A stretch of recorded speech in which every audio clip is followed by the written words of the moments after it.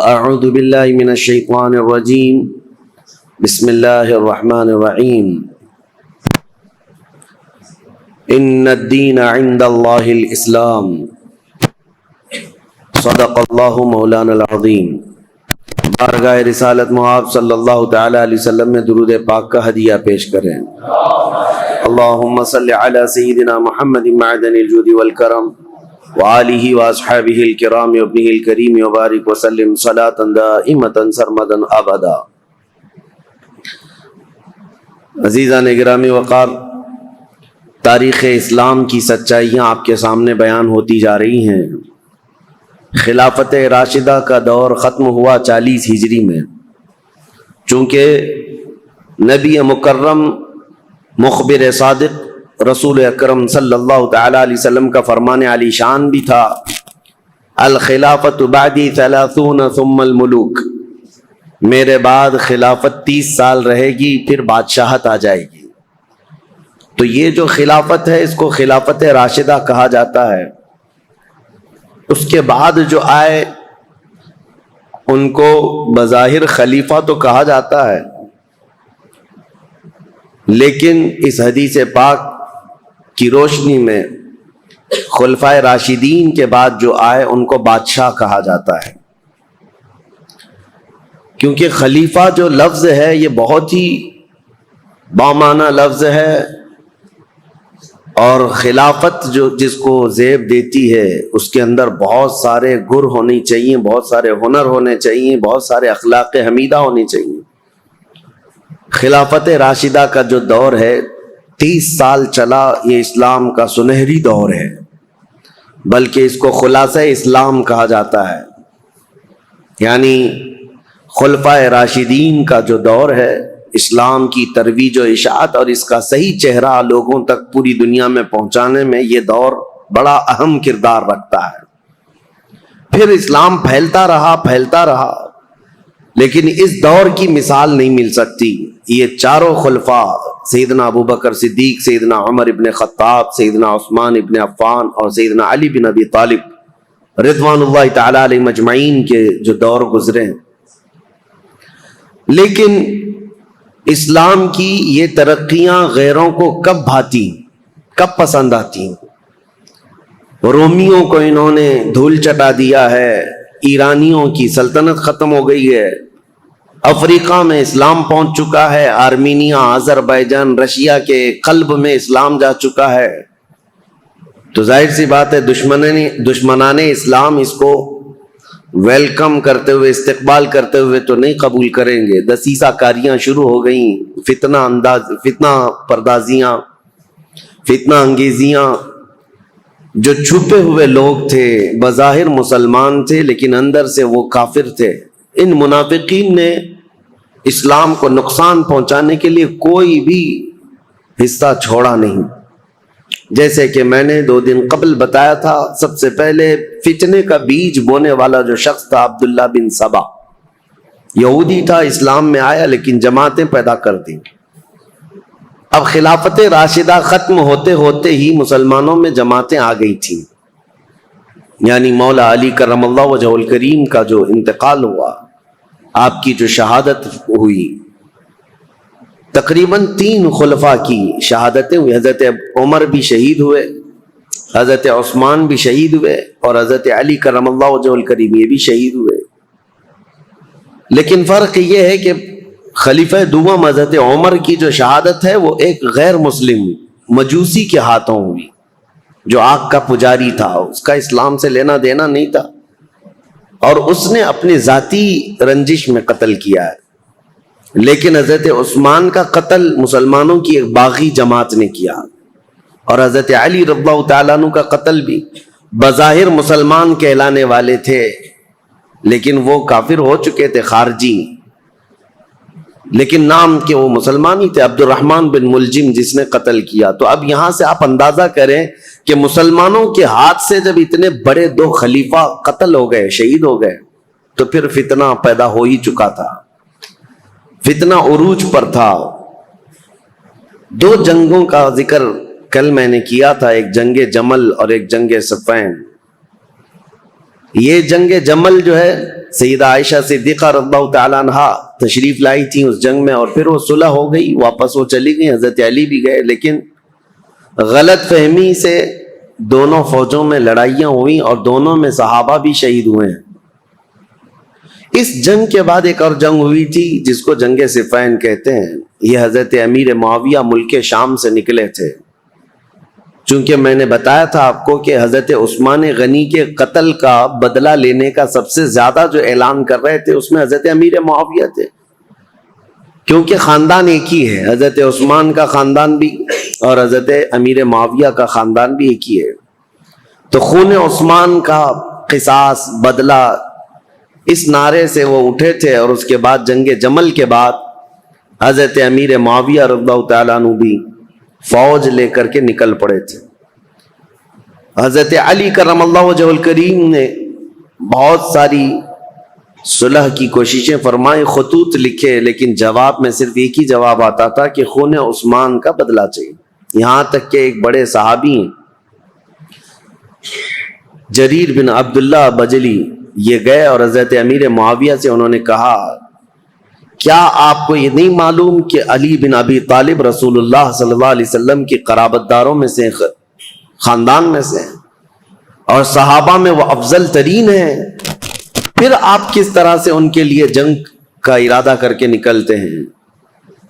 کیا آپ یہ سمجھتے ہیں کہ علی بن ابی طالب نے عثمان کا قتل کیا ہے، عثمان بن عفان کا قتل کیا ہے؟ حضرت امیر معاویہ نے کہا، نہ، میں ان کی فضیلت کا بھی قائل ہوں، وہ رسول اللہ صلی اللہ علیہ وسلم کے رشتہ دار بھی ہیں، یہ ساری چیزیں اپنی جگہ پر، لیکن حضرت امیر معاویہ کی ایک دلیل یہ تھی، کہتے ہیں ہاں یہ بھی میں سمجھتا ہوں کہ اگر علی بن ابی طالب نے عثمان بن عفان کا قتل نہیں بھی کیا ہے تو قاتلوں کو ہمارے حوالے کیوں نہیں کرتے؟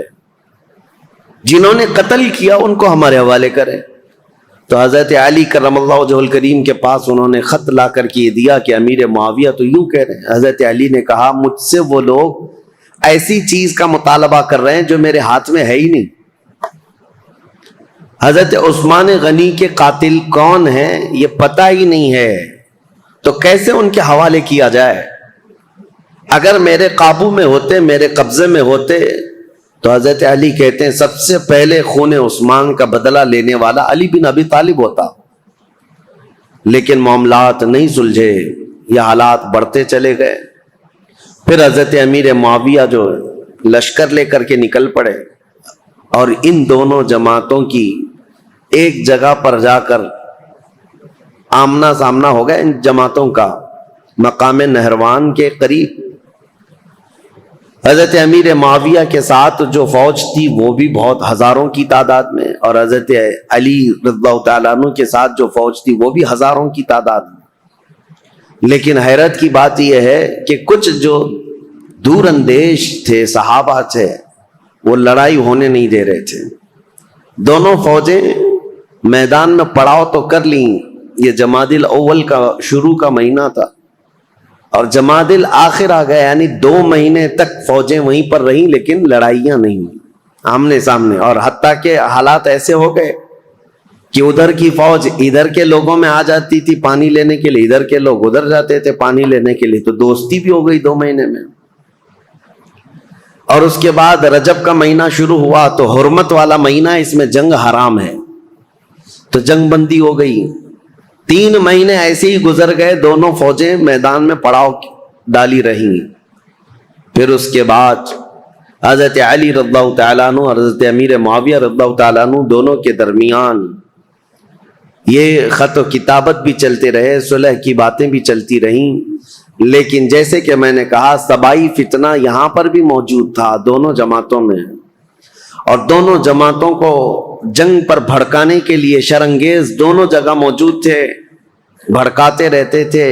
اور اس کے بعد ناگہانی رجب کا مہینہ ختم ہوا تو اچانک ان دونوں میں مٹ بھیڑ ہوئی، جس میں حضرت علی رضی اللہ تعالیٰ عنہ کی طرف سے آئے ہوئی جماعت میں 25,000 لوگ قتل ہوئے تھے، حضرت امیر معاویہ کی طرف سے آئے ہوئے لوگوں میں 45,000 لوگ قتل ہوئے تھے۔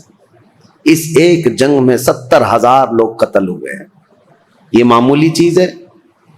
70,000 لوگ کام آ گئے، جان سے ہاتھ دھو بیٹھے، حتیٰ کہ قتل اتنا ہو چکا تھا کہ ایک ایک دن جنگ کو روکنا پڑتا تھا میتوں کو یعنی کفن پہنانے کے لیے، نماز پڑھنے کے لیے، دفن کرنے کے لیے۔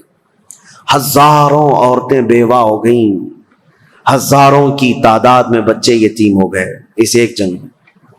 پھر حضرت امیر معاویہ نے سمجھ لیا، کیونکہ شامی فوج جو ہے اب کمزور پڑ گئی تھی جو حضرت امیر معاویہ کے ساتھ آئی تھی، اور حضرت علی کے ساتھ جو فوج لڑ رہی تھی وہ عراقی فوج تھی، کیونکہ حضرت علی کا دارالخلافہ کوفہ تھا جو عراق میں ہے۔ عراقی فوج اور شامی فوج دونوں میں لڑائیاں ہیں، اور حجاز کے لوگ یعنی مدینہ، مکہ، یہاں کے سب لوگ حضرت علی کرم اللہ وجہہ الکریم کے ساتھ تھے۔ اب حضرت امیر معاویہ نے یہ جب دیکھا کہ شامی فوج 45,000 کی تعداد میں قتل ہو گئی، جو اب تک کی کسی بھی جنگ میں اتنی بڑی تعداد قتل نہیں ہوئی تھی، یہ بہت بڑی تعداد ہے، تو انہوں نے پھر یہ اپنی فوج میں تقریر کرنا شروع کیا کہ اگر شامی فوج اس طرح سے ماری جانے لگ جائے تو پھر جو ہم نے علاقے فتح کیے تھے رومن امپائر سے، وہ تو رومی فوجی عیسائی سب پھر سے ملک شام پر حملہ کریں گے، ہمارے علاقے حاصل کر لیں گے۔ اور پھر حضرت امیر معاویہ نے عراقی فوج کو بھی بتایا کہ اے عراق کے رہنے والوں، تمہارے بھی 25,000 قتل ہو گئے، اسی طرح سے اگر تمہارا بھی قتل جاری رہا اور یہ جنگ جاری رہی تو جو تم نے علاقے فتح کیے پرشین امپائر سے، یعنی ایران کی جو پہلی کی حکومت تھی کسرا کی، اس سے جو علاقے تم نے فتح کیے، یہ پرشین امپائر کے لوگ جو پجاری ہیں آگ کے، وہ دوبارہ عراق کو حاصل کر لیں گے اور تمہارے پاس اپنے آپ کو بچانے کے لیے لوگ نہیں رہیں گے۔ یہ حکمت کے ساتھ، ظاہر سی بات ہے اتنا قتل ہونے کے بعد اب دونوں کے درمیان فکر آ گئی۔ حضرت علی کرم اللہ وجہ الکریم نے جب یہ بات سنی تو عراقیوں کو پوچھا تو عراقی پیچھے ہٹنے کو تیار نہیں تھے، کہا کہ اب امیر معاویہ کی فوج کمزور پڑ رہی ہے اس لیے ایسی باتیں کر رہے ہیں، وہ صلح کرنے کو تیار نہیں تھی فوج۔ تو حضرت امیر معاویہ نے ایک ترکیب نکالی، 5 بڑے بڑے اپنے شام کے لوگوں کو بلایا، کیونکہ حضرت امیر معاویہ بہت ہی مدبر آدمی تھے، سیاست میں ان کا کوئی مثل نہیں ملتا، بلکہ ان کو کہتے ہیں پورے عرب کا ذہن، پورے عرب کی عقل ان کے پاس تھی۔ حضرت امیر معاویہ انہوں نے 5 بڑے بڑے قرآن مصحف جس میں قرآن لکھا ہوا تھا، قرآن پاک کے نسخے منگوائے اور کہا قرآن پاک کو اٹھاؤ اور ہم یہ اعلان کرتے ہیں کہ ہم آپس میں قرآن کو حکم بنائیں گے اور اس کے مطابق اپنے آگے کے معاملات طے کریں گے۔ اگر حضرت علی رضی اللہ تعالیٰ عنہ اور ان کی فوج اس کا انکار کرتی ہے تو پھر ظاہر سی بات ہے یہ تو کفر ہو جائے گا، قرآن کو حکم ماننے سے انکار کرنا۔ تو حضرت امیر معاویہ کی یہ ترکیب تھی، 5 بڑے بڑے قرآن اٹھا کر کے وہ لائے اور پیچھے اور بھی سینکڑوں لوگ قرآن سر پہ اٹھا کر کے لے آئے اور اعلان کیا عراقی فوج کے سامنے، حضرت علی کے سامنے، کہ یہ ہم لوگ جنگ بندی چاہتے ہیں اور قرآن جو ہے اس کو ہم حکم بنانا چاہتے ہیں اور اس کے مطابق ہم آگے کام کریں۔ حضرت علی اگر انکار کرتے تو ان کی فوج میں ہی لوگ آپ کے باغی ہو جاتے ہیں کہ آپ نے تو قرآن کا انکار کر دیا۔ تو حضرت علی رضی اللہ تعالیٰ عنہ یہ سیاست سمجھ گئے، آپ نے فرمایا ہم نے جو جنگ کی ہے وہ اسی لیے کہ تم قرآن کے پابند بن جاؤ، اسی لیے تو ہم تلوار اٹھائے، اور آج اگر آپ کو یہ بات لگ رہی ہے کہ قرآن کو حکم بنایا جائے تو اس کے سب سے پہلے پیروکار ہم ہوں گے۔ پھر دونوں کی جانب سے یہ بات طے پائی کہ ایک ایک صحابی کو حکم بنایا جائے اور قرآن اور حدیث رسول کے مطابق وہ فیصلہ کرے۔ تو حضرت امیر معاویہ نے اپنے مشیر خاص یعنی ان کے بہت قریبی تھے عمرو بن عاص رضی اللہ تعالیٰ، صحابی ہیں جنہوں نے مصر فتح کیا ہے، وہ حضرت امیر معاویہ کے قریبی تھے۔ حضرت امیر معاویہ نے ان کو حکم بنا دیا۔ حضرت علی رضی اللہ تعالیٰ عنہ کی طرف سے حضرت ابو موسیٰ اشعری، یہ نہایت سادہ دل تھے اور ہر ایک کے متعلق عفو درگزر کا معاملہ اپنے اندر رکھتے تھے، جیسے اپنے لیے سوچتے تھے ایسے دوسرے کے لیے بھی خیال رکھتے تھے۔ حالانکہ ابو موسیٰ اشعری رضی اللہ تعالیٰ عنہ یہ کوفہ کے گورنر رہے ہیں، مدبر رہے ہیں، ذہین رہے ہیں، لیکن حضرت علی ان کے حکم بنانے کے حمایت میں نہیں تھے، لیکن لوگوں کی زور زبردستی پر ان کو حکم بنایا گیا۔ مسئلہ تاریخ کا ہے، اس لیے میں آپ کو بتا رہا ہوں، پھر اسی لیے میں تاریخ دہراتا ہوں کہ کوئی ڈھکوسلا بازی کرتے ہوئے تمہیں پھر گمراہ نہ کر دے۔ حقیقت کیا ہوئی اور کیا ہوا تھا یہ جاننا آپ کے لیے ایک بار ضروری ہے۔ دونوں نے حکم بنایا۔ حضرت عمرو بن عاص یہ ہمیشہ اپنے تدبر اور تفکر کو کام میں لاتے، اور جب بھی حضرت ابو موسیٰ اشعری آتے تو ان کا نہایت شاندار استقبال اور تعظیم و تکریم کرتے اور کہتے، ابو موسیٰ اشعری آپ مجھ سے رتبے میں بڑے ہیں، آپ رسول اللہ کے صحابی ہیں، آپ سے پہلے میں ہو ہی نہیں سکتا۔ تو حضرت ابو موسیٰ اشعری پر یہ دباؤ ہمیشہ رہتا تھا، اور دونوں کو اب صلح نامے پر دستخط کروانی تھی، یا جو بھی دونوں لوگ فیصلہ لیتے اس پر عمل کرنا تھا۔ دونوں جماعتوں کو، دونوں نے وعدہ کر لیا تھا، دستخطیں ہو گئی تھی۔ اب یہ دونوں صحابہ کو ٹائم دیا گیا، رمضان شروع ہونے سے پہلے تک آپ اپنا حکم نامہ یا جو آپ کا فیصلہ ہے وہ سنا دیں۔ ایک جگہ بھی منتخب کر لی گئی، اس جگہ پر جا کر کے اپنا فیصلہ سنائیں گے۔ اب دونوں آپس میں بیٹھ کر کے جو باتیں کرتے ہیں، حضرت ابو موسیٰ اشعری اور حضرت عمرو بن عاص، دونوں میں بہت لمبی گفتگو ہوئی ہے۔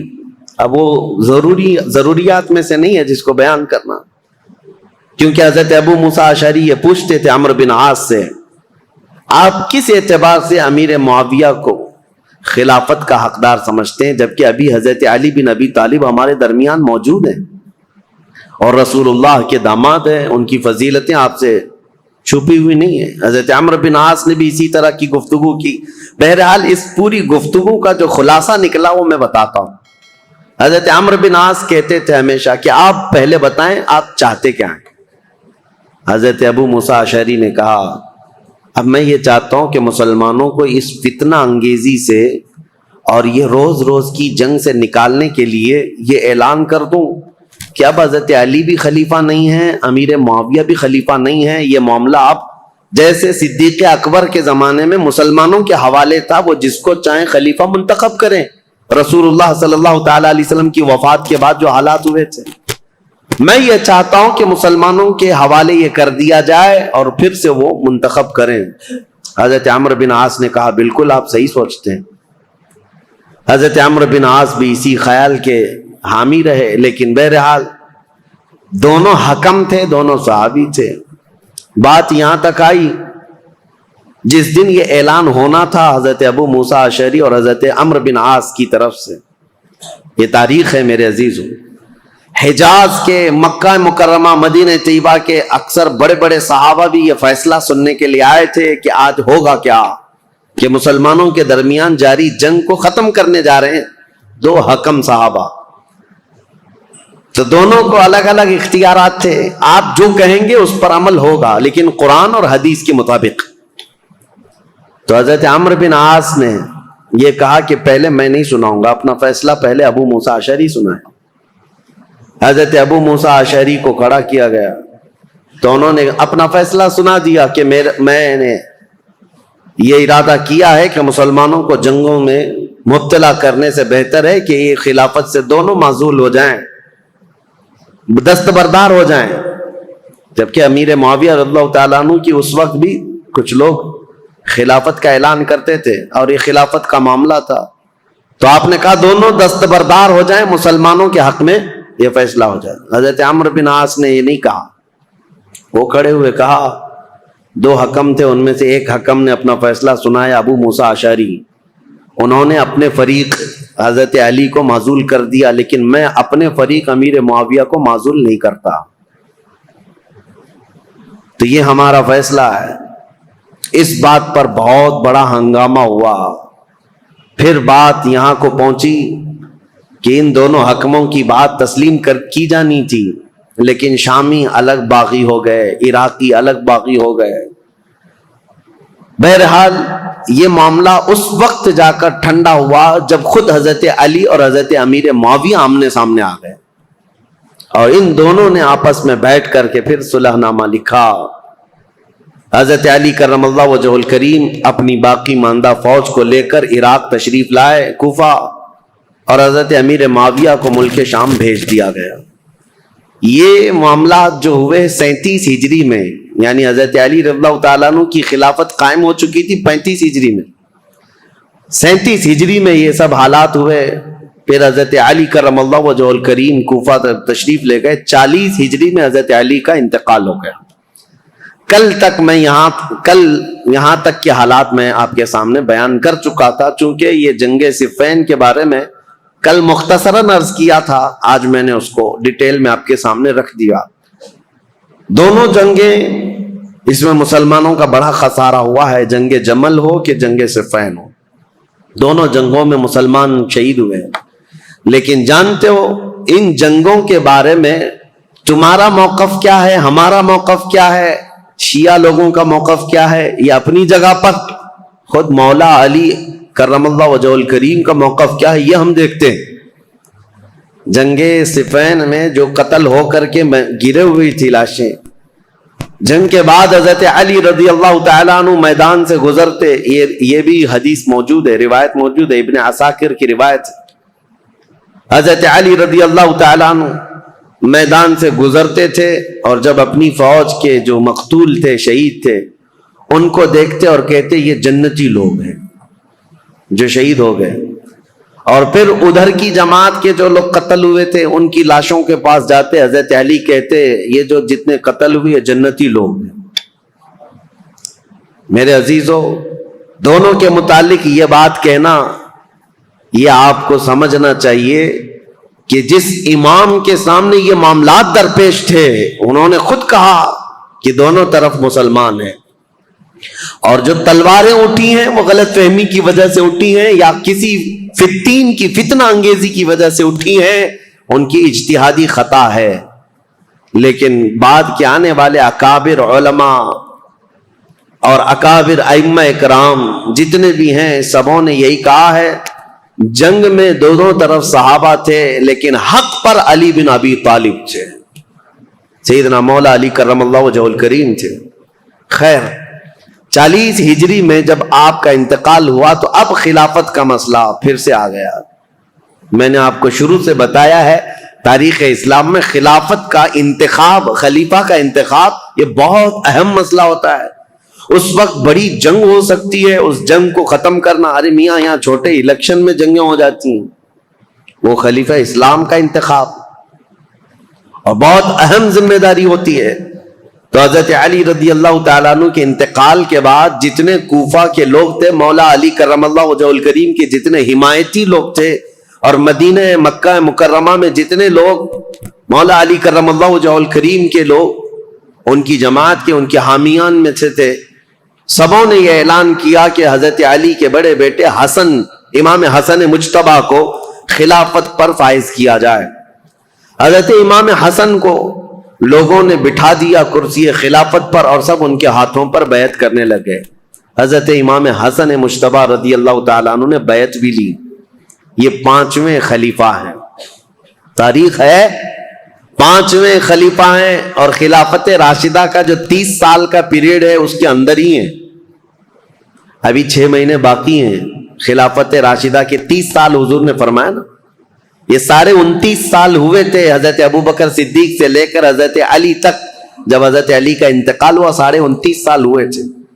اور اسی کے بعد حضرت امام حسن نے بھی اعلان کیا، اور ادھر ملک شام میں دمشق میں حضرت امیر معاویہ نے اپنی خلافت کا اعلان کیا، اور شام کے جتنے لوگ تھے وہ سب کے سب حضرت امیر معاویہ کے ہاتھ پر بیعت کر لی. اب یہ خلافت کا تنازع، یعنی بیک وقت 2 خلیفہ کا اعلان، یہ سب سے پہلے خلافت راشدہ کے بعد ہوا. حضرت علی کے زمانے میں کبھی بھی حضرت امیر معاویہ نے اپنے خلیفہ ہونے کا اعلان نہیں کیا. یہ کہتے رہے کہ خلافت کے حقدار ہم بھی ہیں، لیکن خلیفہ ہونے کا عام اعلان کبھی نہیں کیا. اور حضرت علی کے انتقال کے بعد بیک وقت 2 خلیفہ کا اعلان. اہل مدینہ جتنے تھے وہ سب حضرت امام حسن کے ہاتھ پر بیعت کیے، اہل مکہ جتنے تھے وہ امام حسن کے ہاتھ پر بیعت کیے. اہل عراق جتنے تھے وہ امام حسن کے ہاتھ پر بیعت کیے. اب سیدنا امام حسن کی خلافت کا دور ہے تو ظاہر سی بات ہے میرے عزیزوں کچھ باتیں امام حسن مجتبیٰ کی سننا بھی ضروری ہے. رسول اللہ صلی اللہ تعالی علیہ وسلم کے یہ وہ عظیم نواسے ہیں جن کو خود رسول اللہ میں اپنا بیٹا کہتے تھے، اور مدینے میں موجود صحابہ کہتے ہیں رسول کریم صلی اللہ تعالی علیہ وسلم سے سب سے زیادہ ملتی جلتی شکل اگر کسی کی تھی تو امام حسن مجتبیٰ کی تھی. ان کے چہرے پاک کو دیکھتے لوگ تو حضرت امام حسن مجتبیٰ رضی اللہ تعالیٰ عنہ کو حضور کو یاد کرتے تھے. اور امام حسن کی فضیلت کیا تھی، یہ نبی پاک صلی اللہ تعالیٰ علیہ وسلم کے وہ محبوبوں میں سے ہیں، دونوں شہزادے حسن و حسین رضی اللہ تعالیٰ عنہما. حضرت ابو ہریرہ رضی اللہ تعالیٰ عنہ ان حدیثوں کے راوی ہیں جنہوں نے مدینہ طیبہ میں خود اپنی آنکھوں سے دیکھا ہے حضور اکرم صلی اللہ تعالیٰ علیہ وسلم کس قدر ان دونوں شہزادوں سے پیار کرتے. یہاں تک کہ ایک مرتبہ امام حسن کو اور امام حسین کو یا صرف امام حسن کو کندھے پر سوار کر کے حضور مدینے میں چل رہے تھے. کسی صحابی نے دیکھ کر کے حضرت امام حسن کی طرف دیکھ کر کہا شہزادے کتنی اچھی سواری پایا ہے، کونین کا آقا و مولا سید الانبیاء جس کے دوش پر تو سواری کر رہا ہے. نبی پاک صلی اللہ تعالیٰ علیہ وسلم نے اس صحابی سے فرمایا تم نے صرف سواری دیکھا، یہ بھی تو دیکھو سوار بھی کتنا اچھا ہے، سوار بھی کتنا اچھا ہے. نبی کریم صلی اللہ تعالیٰ علیہ وسلم ان شہزادگان سے بے حد محبت کرتے تھے. یہاں تک ارشاد ہے حدیث میں ہما ریحانتی فی الجنہ ہما ریحانتی فی الدنیا. حضور صلی اللہ تعالیٰ علیہ وسلم نے فرمایا کہ یہ دونوں شہزادے میرے لیے دنیا میں جنت کے دو پھولوں کی طرح. اسی لیے حضور ان کی گردنوں کو سونگھتے تھے اور ان کے چہروں کو جب بوسہ لیتے تھے تو آپ ان کو سونگھا کرتے. صحابہ یہی کہتے کہ آپ ان بچوں کو سونگھتے ہیں. چومنے کا بوسہ دینے کا رواج تو ہے، سونگھنے کا کیا ہے؟ نبی کریم صلی اللہ تعالیٰ علیہ وسلم یہ فرماتے یہ جنت کے دو حسین پھول ہیں، اور ان کے نام عرب میں بالکل نیو نام تھے، بالکل جدید. اس سے پہلے حسن نام بھی عربوں میں نہیں پایا جاتا تھا، حسین نام بھی نہیں پایا جاتا تھا. صحابہ کہتے ہیں اللہ تعالیٰ نے یہ دونوں نام بچائے رکھے، محفوظ رکھے، اور رسول اللہ کے نواسوں کے سب سے پہلے نام رکھے گئے حسن اور حسین. سیدنا امام حسن اور حسین ان کی فضیلتیں کیا بیان کی جائیں. اب چونکہ امام حسن کی خلافت کا دور ہے تو ان کے بچپن کے حالات نبی کریم صلی اللہ تعالیٰ علیہ وسلم کی آغوش تربیت میں انہوں نے پروان چڑھی پایا ہے. تو اس سے بہتر اور کیا چیز بیان کی جائے جن کو نبی کریم صلی اللہ تعالیٰ علیہ وسلم نے اپنے ہاتھوں سے کھلایا ہو، اپنے ہاتھوں سے سلایا ہو، اپنے ہاتھوں سے پہنایا ہو، اور جب حضور نماز میں چلے جائیں تو یہ بچے حضور پر سوار ہو جائیں. اس قدر حسین اور خوش نما ماحول میں انہوں نے تربیت پائی ہے مدینہ طیبہ میں. نبی کریم صلی اللہ تعالیٰ علیہ وسلم کی آغوش محبت میں پروان چڑھنے والے یہ جوانوں کی فضیلتیں بیان سے باہر ہیں. حضور نے فرمایا میرے یہ دونوں بچے جنتی جوانوں کے سردار ہیں. اور حضور اکرم صلی اللہ تعالیٰ علیہ وسلم نے خاص امام حسن کے لیے جو ایک بات فرمائی، چونکہ خلافت امام حسن کی بات چل رہی ہے. ایک بار رسول پاک صلی اللہ علیہ وسلم خطبہ دے رہے تھے ممبر پر کھڑے تھے تو امام حسن ایک پاؤں کو پکڑے ہوئے تھے حضور صلی اللہ علیہ وسلم کی، حضور کے قدم مبارک کو پکڑے ہوئے تھے.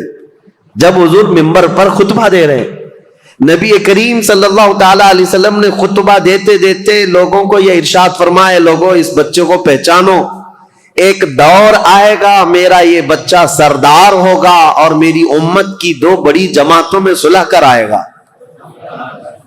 حضور صلی اللہ تعالیٰ علیہ وسلم کا فرمان کب؟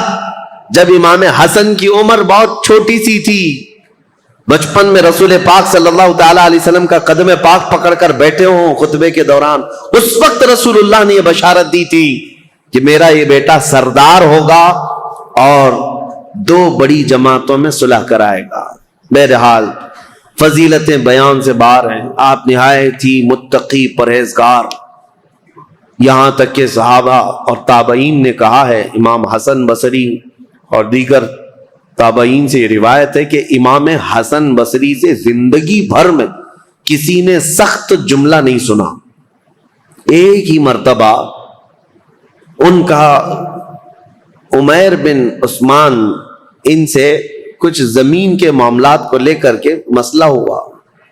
انہوں نے بہت انہیں سمجھایا.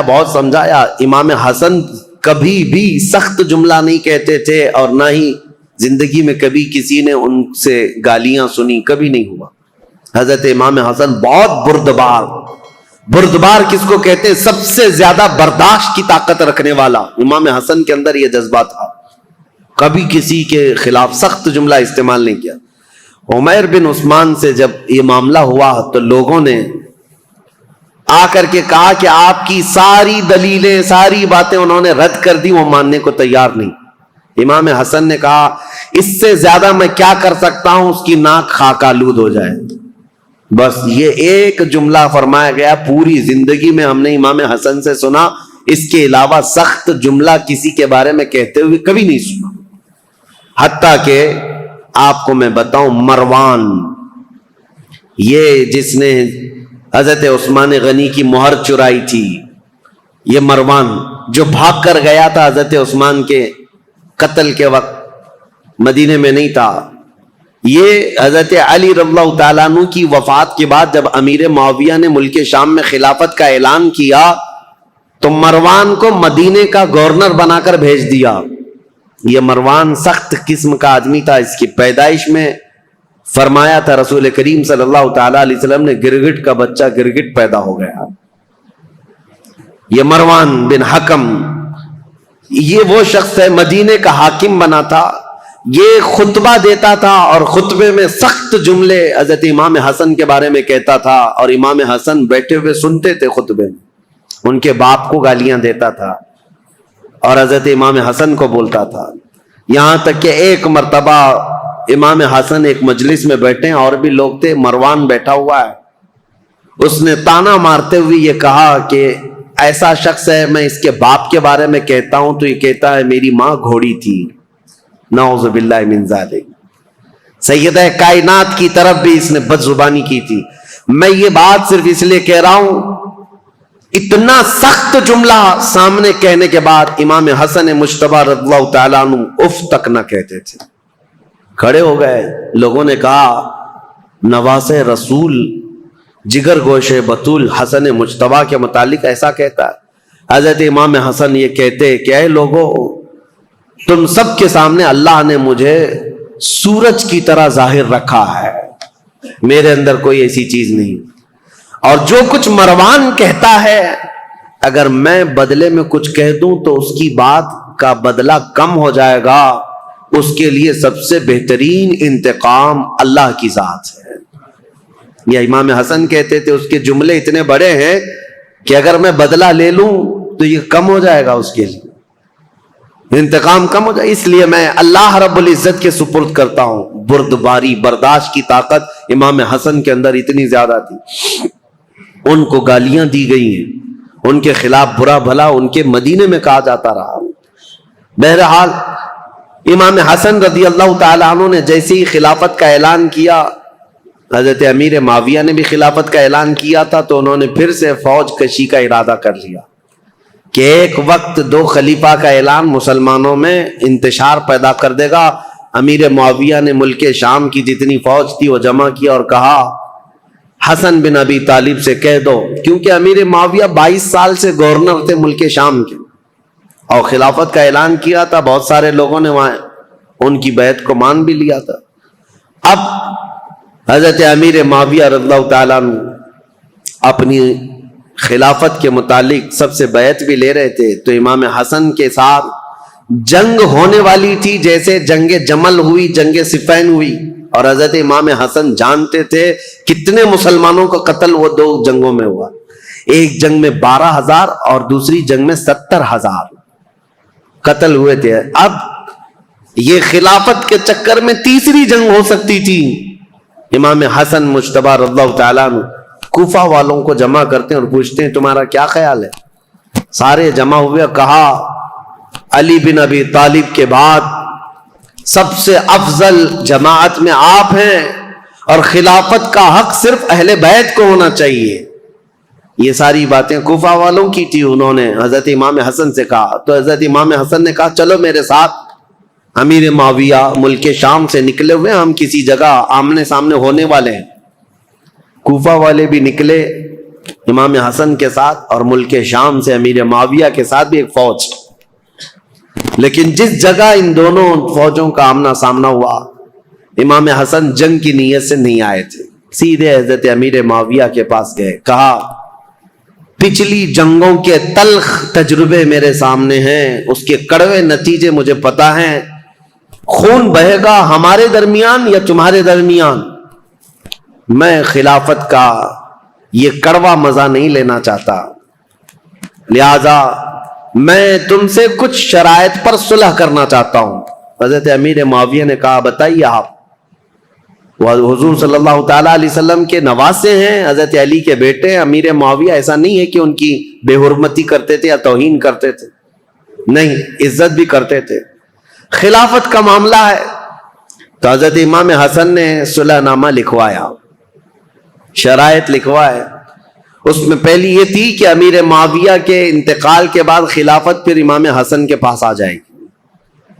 دوسری یہ تھی کہ جو علاقے مدینے کے, مکہ کے جو لوگ حضرت علی کرم اللہ تعالی وجہ الکریم کے حامی ہیں, ان سے کوئی سختی نہیں کی جائے گی, باز پرس نہیں کیا جائے گا, یا جو جنگوں میں تمہارے سامنے آ چکے تھے ان سے کوئی بدلہ نہیں لیا جائے گا, کیونکہ اب آپ خلیفہ بن رہے ہیں. آپ کے خلاف جو جنگیں ہوئی ہیں اس زمانے میں, اب ان کو پکڑ کر کے مارا جائے یا ان کو قید کیا جائے, یہ نہیں ہوگا. یہ سب شرطوں میں حضرت امام حسن نے لکھوایا اور کہا کہ اہل حجاز, مکہ مدینے والوں کا اور اہل بیت کا خاص خیال کیا جائے. حضرت امیر معاویہ نے ان تمام شرائط کو قبول کر لیا, سب منظور ہے. پھر ہر سال 1,00,000 دینار امام حسن مجتبی رضی اللہ تعالیٰ عنہ کو نظر کیے جانے پر یہ صلح منظور ہوئی. حضرت امیر معاویہ واپس چلے گئے اور امام حسن بھی اپنی فوج کو لے کر واپس آئے, اور کوفہ میں آپ نے ممبر پر کھڑے ہو کر کے اعلان کیا کہ اے لوگوں, میں اس خلافت سے دستبردار ہو گیا جس کے لیے مسلمانوں کا خون بہتا جا رہا ہے. میں نے معاویہ بن ابی سفیان کے حوالے اس خلافت کا ذمہ دے دیا ہے. یہ اعلان کرنے کے بعد اب پورے خطہ اسلام میں ایک ہی خلیفہ تھا, وہ امیر معاویہ کی ذات. امام حسن 6 مہینے تک خلیفہ رہے اور 6 مہینے کے بعد دستبردار ہو گئے. اس اعتبار سے خلفائے راشدین میں حضرت امام حسن کا بھی نام آتا ہے. وہ 6 مہینے جو بچے تھے وہ خلافت راشدہ کے, اس میں امام حسن نے خلافت کی. لیکن ظاہر سی بات ہے, کچھ لوگ چڑھاتے ہیں, کچھ لوگ اتارتے ہیں, یہ ہر زمانے میں رہتے ہیں. حضرت حسن کے بہت سارے لوگ مخالف ہو گئے کوفہ میں ہی.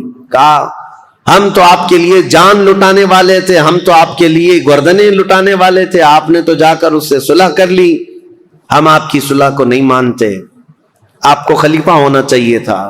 زور زبردستی. حضرت امام حسن نے کہا میں نے خلافت کے سارے دور دیکھے ہیں, صدیق اکبر سے لے کر میرے باپ علی بن ابی طالب تک جو معاملات ہوتے رہے, لیکن اب وہ زمانہ نہیں رہا جس میں اکابر صحابہ تھے, بدر میں شریک, احد میں شریک, فتح مکہ میں. وہ صحابہ کی تعداد کم ہو گئی ہے. اے لوگوں, اب خلافت نہیں, اب ملوکیت آ گئی, اب بادشاہت آ گئی ہے, اور میں نہیں چاہتا کہ یہ بادشاہت کا دھبا آل رسول کے دامن میں بھی آئے. یہ حضرت امام حسن کا اعلان تھا. وہ بادشاہت کا داغ نہیں لینا چاہتے تھے, کیونکہ دنیا بات کو یہ نہ کہے کہ رسول اللہ کے شہزادے خلافت راشدہ کے بعد پھر بادشاہ بن گئے. نہیں, میرے آقا صلی اللہ تعالی علیہ وسلم جن شہزادوں کو چوما کرتے تھے, ان شہزادوں نے خلافت کو یوں دے دیا. حضرت امیر معاویہ کے جانے کے بعد میرے عزیزوں, یہ ایک ایسی عظیم صلح تھی پورے اسلامی تاریخ میں جس نے بہت بڑی جنگ کا ناکہ بند کر دیا تھا. ختم ہو گئی, جنگیں ختم ہو گئی. اب یہاں پر ان کی صلح کے بعد رسول مختار صلی اللہ تعالی علیہ وسلم کی وہ حدیث یاد کرو جب میرے آقا نے ممبر پر کھڑے ہو کر کے امام حسن مجتبی کے لیے کہا تھا میرا یہ بیٹا سردار ہوگا اور میری امت کی 2 بڑی جماعتوں میں صلح کرائے گا. اس مخبر صادق صلی اللہ علیہ وسلم کے فرمان کو امام حسن نے سچ ثابت کر دکھایا۔ میرے عزیزو، تخت پر بیٹھنا یہ کمال کی بات نہیں، نیچے چل کر کے بادشاہ بننا یہ بہت بڑے کمال کی بات ہے۔ امام حسن خلافت سے دستبردار تو ہو گئے، لیکن لوگوں کے دلوں سے کبھی ان کی محبت کم نہیں ہوئی۔ لوگوں کے دلوں میں ان کے لیے احترام کا جذبہ بہت زیادہ تھا۔ آج بھی میرے عزیزو، میں ایک حیرت کی بات ہے آپ کو بتاؤں، مدینہ طیبہ میں جانے کے بعد ان ظالم نجدیوں نے جنت البقیع کے جتنی قبریں تھی بلڈوزر سے سب کو منہدم کر دیا، صاف کر دیا۔ پہلے سب کی قبریں تھی، سیدہ کائنات فاطمۃ الزہرا کی، سیدنا امام حسن کی وہیں پر مدینہ طیبہ میں، اور امام باقر، امام زین العابدین یہ وہاں پر ہیں، اور کئی ازواج، ساری ازواج مطہرات حضور کی 2 بیویوں کو چھوڑ کر، اور حضور صلی اللہ تعالی علیہ وسلم کے کثیر صحابہ، عثمان ابن عفان، سب وہاں جنت البقیع میں سب کو بلڈوزر سے ختم کر دیا۔ لیکن آج بھی جاؤ مدینہ طیبہ، صبح شام حاضریاں تو ہوتی ہیں، دروازہ کھلتا ہے، ایک نہیں ہزاروں کی تعداد میں سارے مومنین جاتے ہیں، جنت البقیع جاتے ہیں، ڈھونڈتے رہتے ہیں آج بھی، اور قبریں نہ بھی ملے تو انہیں ان صحابہ کو اور ان اکابر کو یاد کر کے روتے ہیں اور دعائیں کرتے ہیں اور واپس آتے ہیں۔ میں پوچھنا چاہتا ہوں، قبروں کو منہدم کر دینے کے بعد پورے کروڑوں مسلمانوں میں سے کسی کے بھی دل میں سیدہ فاطمۃ الزہرا کی عظمت کم ہوئی؟ کیا امام حسن مجتبیٰ کی قبر کو ڈھا دینے کے بعد ان کی عظمت کسی کے سینے میں کم ہوئی؟ ان ظالموں کو یہ خبر نہیں، ان کے مقامات و مراتب صرف قبروں سے نہیں ہے، اللہ جسے مقام دیتا ہے وہ صبح قیامت تک عطا کرتا ہے۔ یہ ہمارے دلوں میں ان کی عظمت ہے۔ سیدنا امام حسن مجتبیٰ رضی اللہ تعالیٰ عنہ نے خلافت امیر معاویہ کے حوالے کر دیا۔ چونکہ ہمارا موضوع جو چل رہا ہے وہ تاریخ اسلام ہے، تو تاریخ کو لے کر کے چلنا ہے مجھے کربلا تک۔ کربلا کے واقعات کیسے پیش آئے اب آپ کا ذہن بن گیا ہوگا۔ جب حضرت عثمان کے زمانے سے اتنے معاملات چل رہے تھے تو پھر کربلا آنے تک کے معاملات کیا کیا ہوئے ہوں گے؟ اب آپ کا ذہن خود ہی فیصلہ کرے گا کیا کیا ہوئے ہوں گے۔ ٹھیک ہے، حضرت امیر معاویہ آ گئے، والی شام ہی نہیں بلکہ پوری خلافت اسلامیہ کے آپ امیر بن گئے۔ اب ظاہر سی بات ہے، امیر معاویہ 40 ہجری میں خلیفہ بنے تو ان کا زمانہ خلافت جو ہے 60 سال تک رہا ہے، یعنی تقریباً 60 ہجری تک رہا ہے، 20 سال آپ نے خلافت کی ہے۔ تو اب ان کی بھی کچھ سیرت آپ کے سامنے رکھنا ضروری ہے۔ کون ہے امیر معاویہ؟ کون ہے یہ جو اب 20 سال خلافت کیا؟ خلفائے راشدین کے بعد سب سے لمبا دور ان کو ملا ہے، اور 22 سال پہلے گورنر رہے۔ کل 42 سال انہوں نے ملک شام کی رسی پکڑی ہے، باغ ڈور سنبھالا ہے۔ تو 42 سال تک مسلمانوں پر حکمرانی کرنے والے یہ امیر معاویہ کون ہیں؟ ان کی تاریخ بھی ضروری ہے، لیکن ان کی تاریخ سے پہلے میں امام حسن مجتبیٰ رضی اللہ تعالیٰ عنہ کی خلافت کا دور تو ختم ہوا، لیکن آپ کی زندگی پاک موجود تھی۔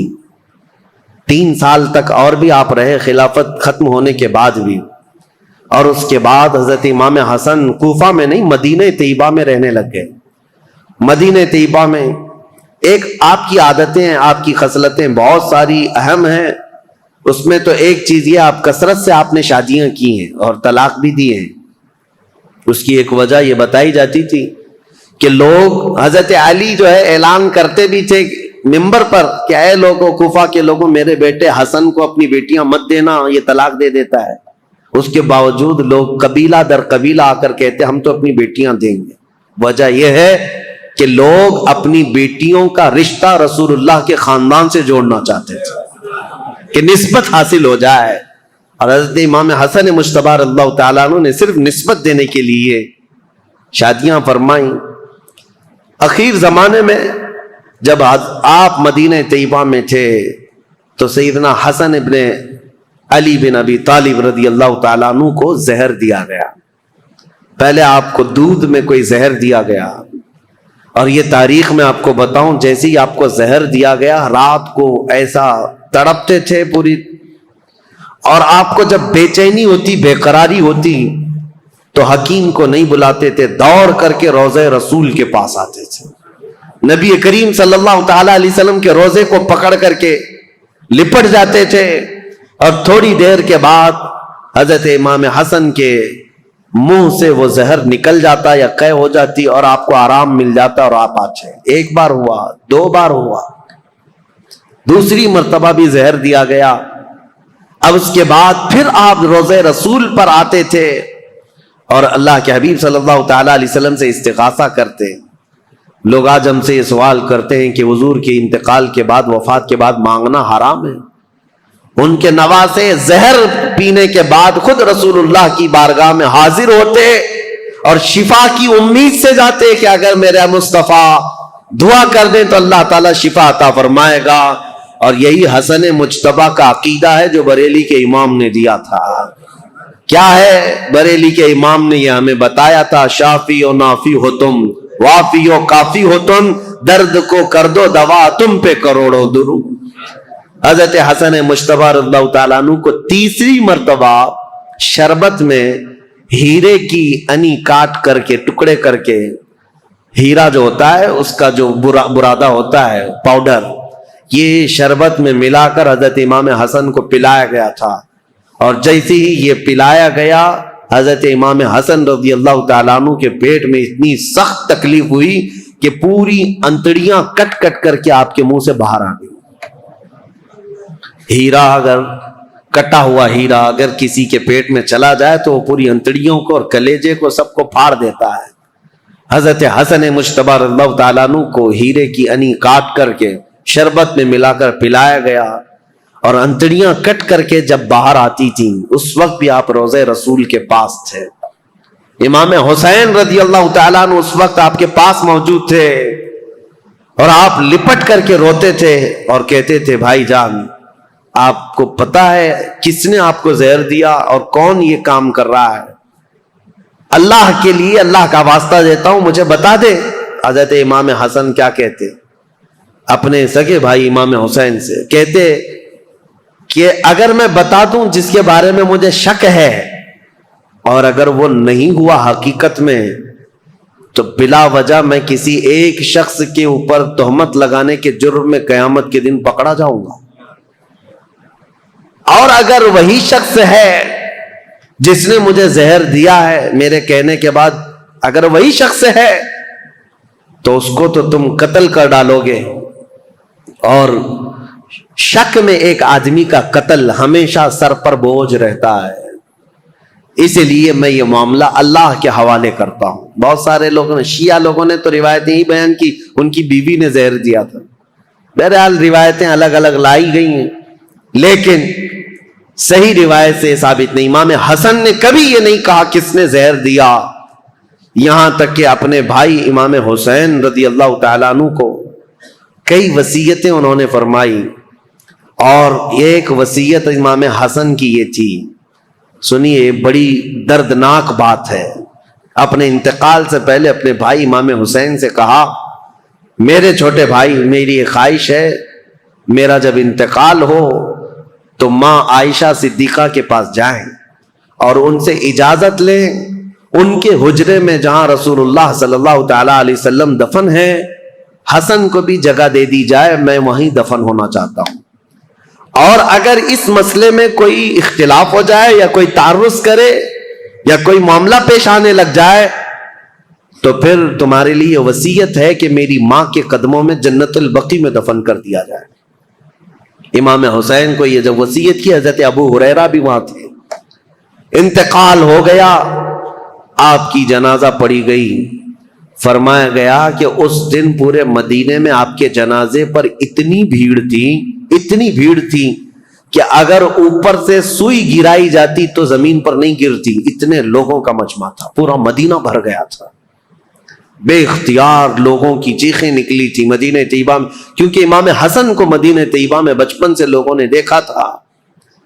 اب حضرت امام حسین سیدہ عائشہ صدیقہ کے گھر آئے، ام المومنین اس وقت باحیات تھیں، سیدہ عائشہ صدیقہ رضی اللہ تعالیٰ عنہا سے آ کر کے کہا کہ میرے بھائی کی یہ خواہش تھی کہ رسول اللہ صلی اللہ تعالیٰ علیہ وسلم کے حجرے میں دفن ہو جائیں۔ حضرت عائشہ صدیقہ نے اجازت دی تھی، میری طرف سے اجازت ہے، جاؤ۔ رسول اللہ صلی اللہ علیہ وسلم ان سے بے حد پیار کرتے تھے، بہت محبت کرتے تھے، اگر وہ رسول اللہ کے پہلو میں رہیں گے تو یہ ان کا حق ہے۔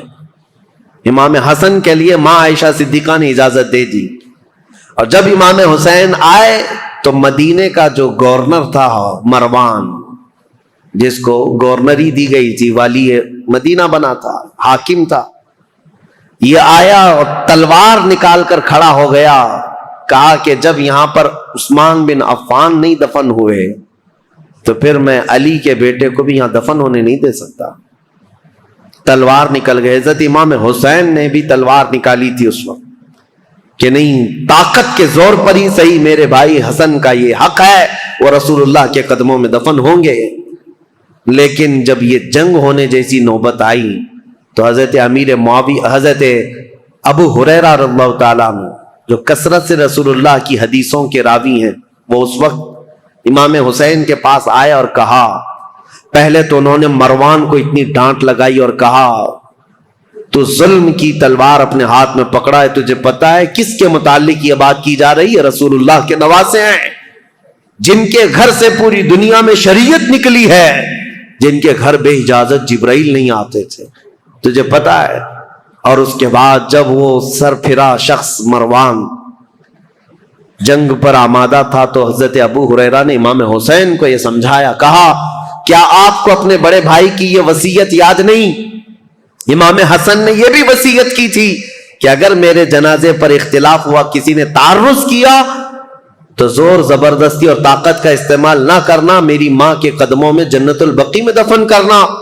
امام حسین کو جیسی انہوں نے یہ وصیت یاد دلائی، حضرت امام حسین پیچھے ہٹ گئے، اور پھر امام حسن کا جنازہ مبارکہ جنت البقیع میں لایا گیا، اور سیدہ فاطمہ الزہرا رضی اللہ تعالیٰ عنہا کے قدموں میں حضرت امام حسن ہمیشہ کے لیے دفن ہو گئے۔